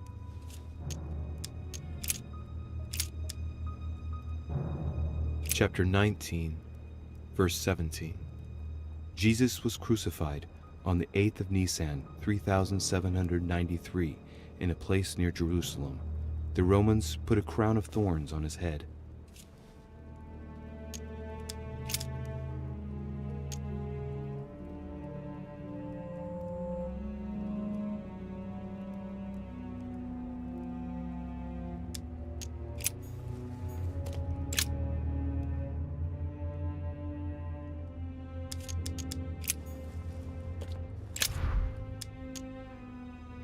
Let's see what combination corresponds to the chosen theme.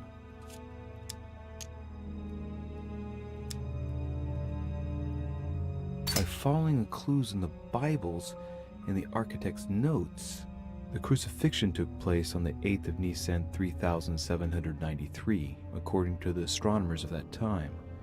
That would correspond to March 26th in the year 33 on a modern calendar. According to the architect's notes in the armillary sphere, the moon during the crucifixion was a first quarter. That's the one with its left half in the light.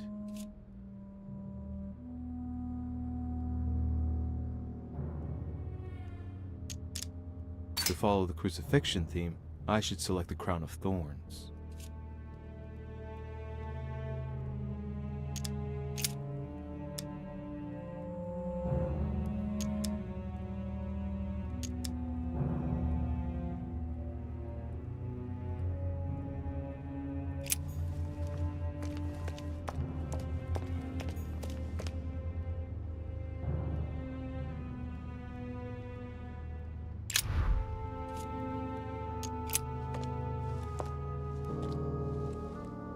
I can feel the lever at the bottom.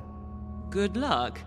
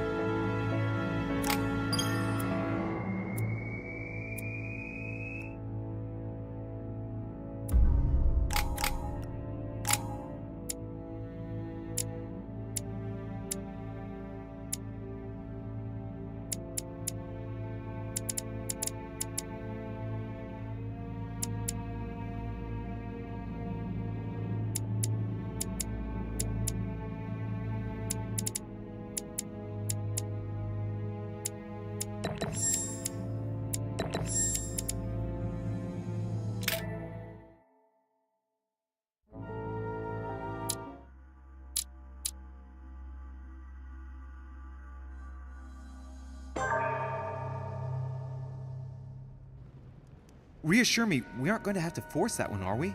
I don't think we're even capable of doing it. You're going to have to...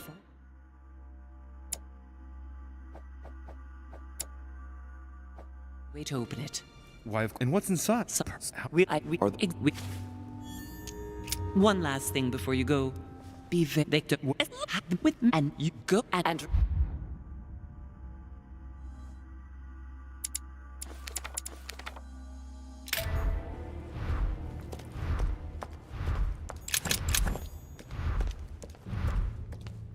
A drachma, famous cross of Clement III. Perfect. And one key for a Chinese coin.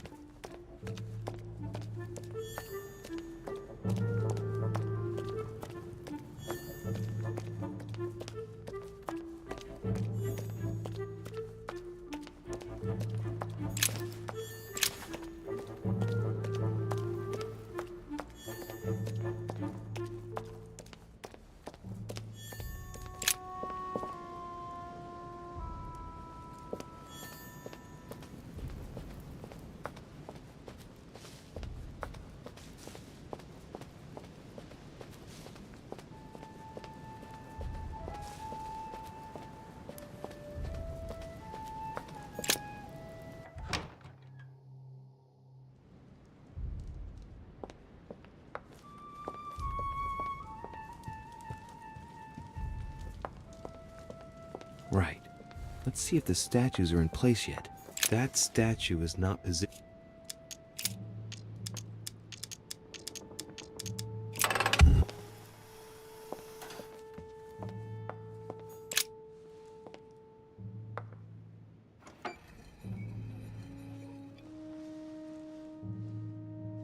I hope, but that's just too bad. I need it. Right.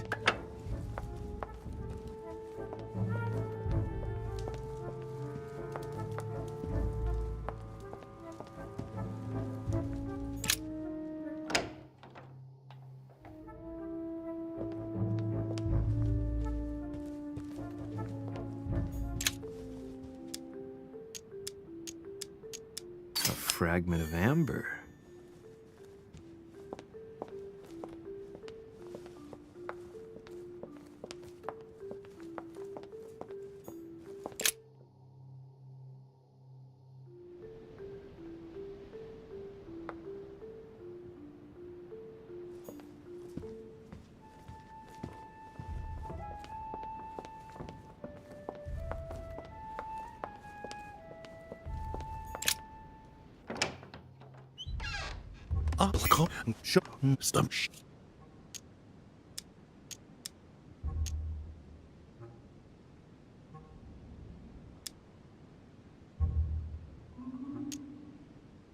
Ah, I see.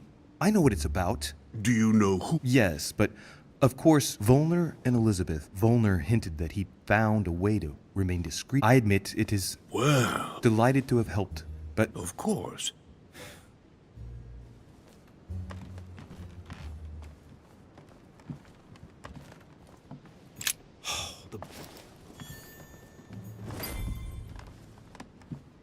A chest with the occult.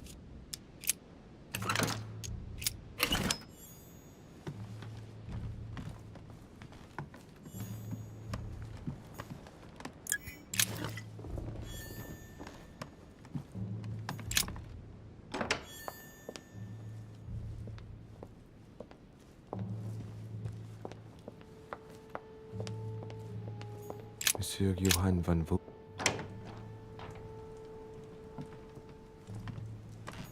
In our Miller purple.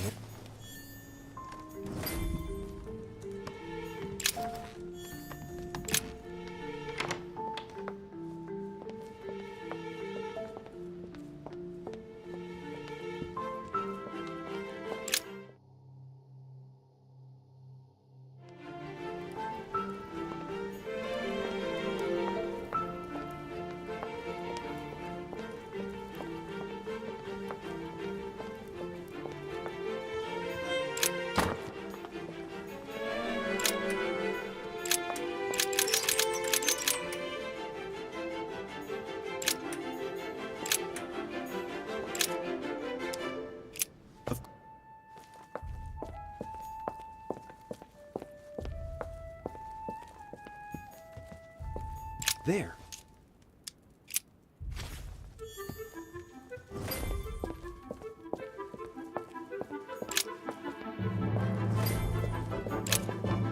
All right.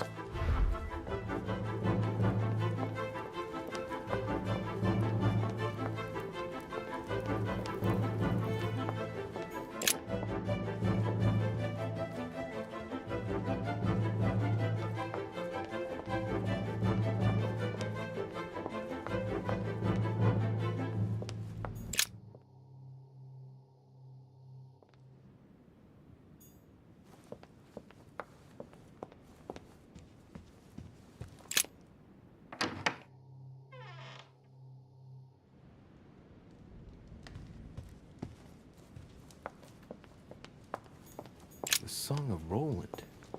Roland feel it with.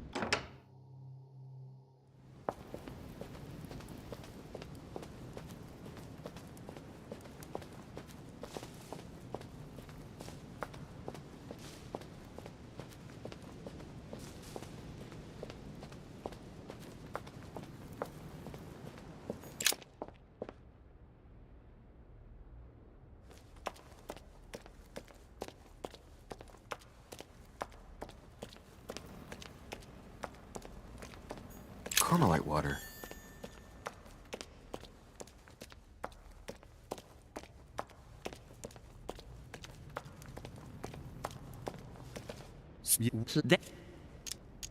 All right. Go.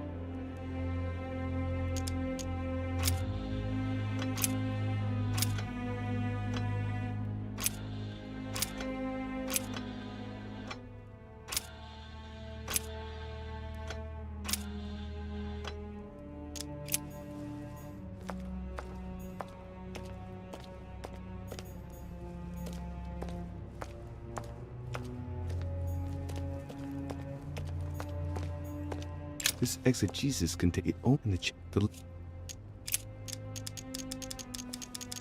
Chapter 19. Jesus was crucified on the 8th of Nisan, 3793, in a place near Jerusalem. The Romans put a crown of thorns on his head.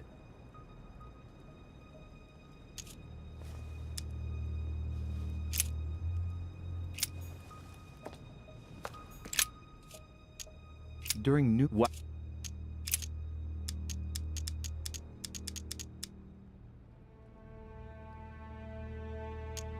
7th of Shaban, 607.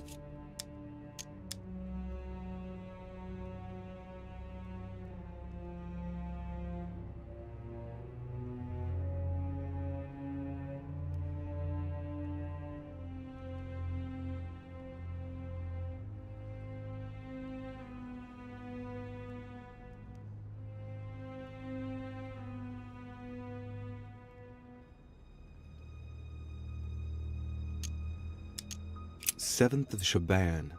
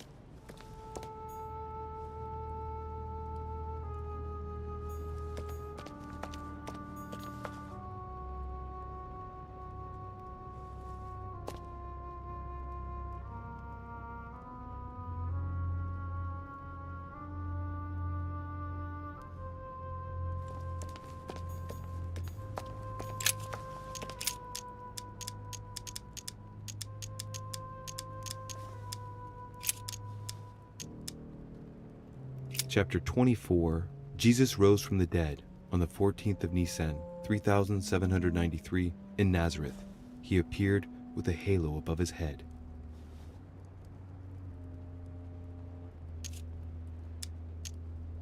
Chapter 20. But while they were in their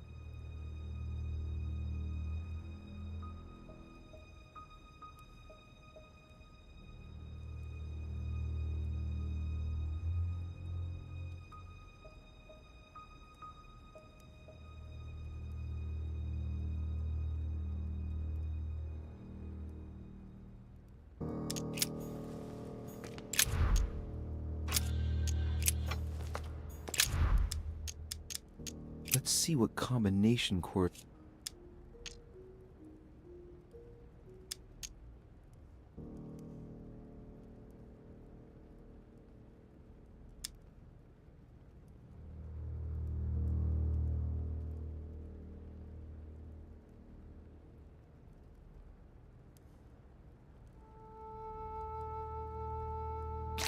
By following the clues in the Bibles, the crucifixion took place on the 8th of Nisan 3793, according to the astronomers of that time.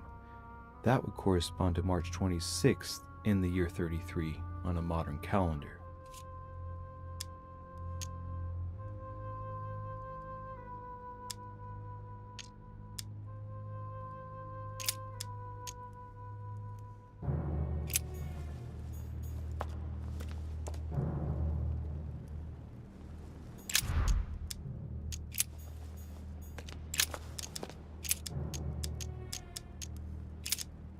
Chapter 2. Jesus was born of Mary and Joseph on the 22nd of Teveth at midnight, 3762, in the village of Bethlehem.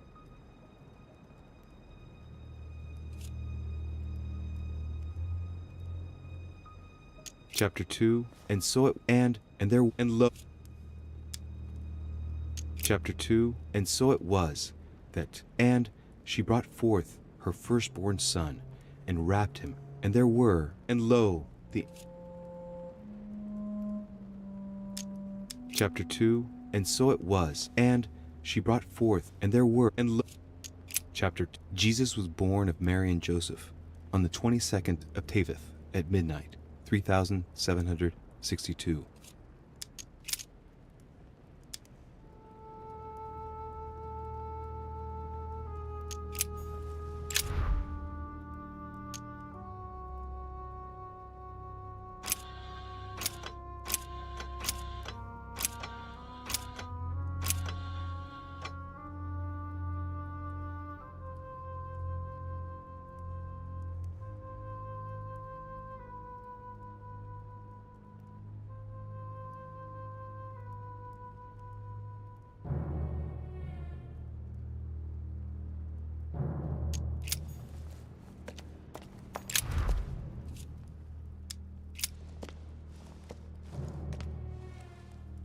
I can feel the lever at the bottom.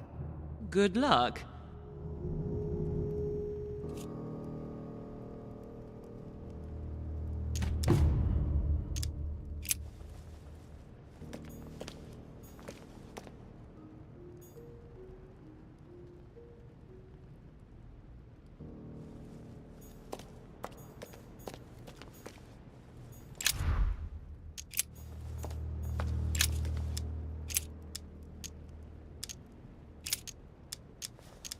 Chapter 24. Jesus rose from the dead on the 14th of Nisan, 3793, in Nazareth. He appeared with a halo above his head.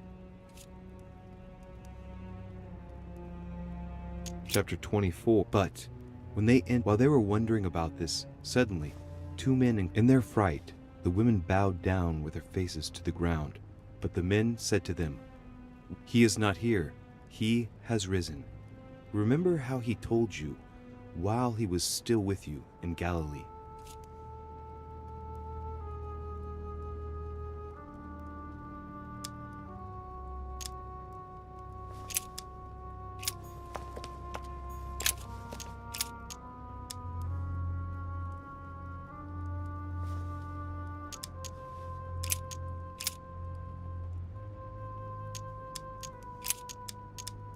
Chapter 24. Jesus rose from the dead on the 14th of Nisan, 3793, in Nazareth.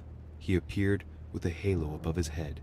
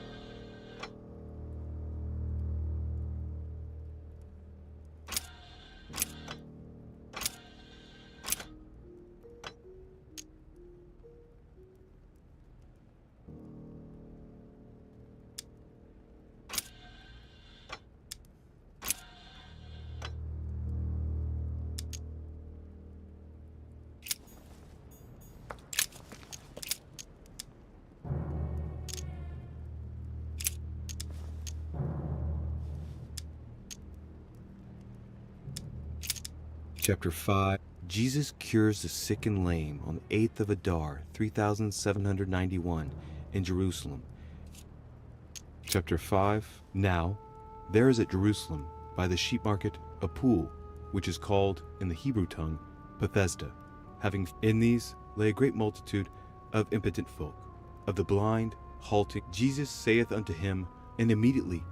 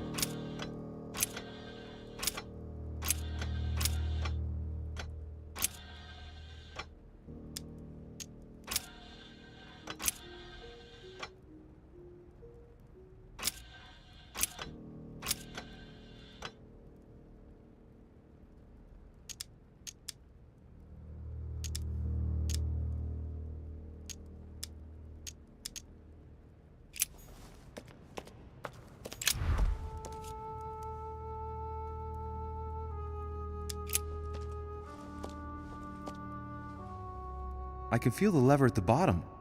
Good luck.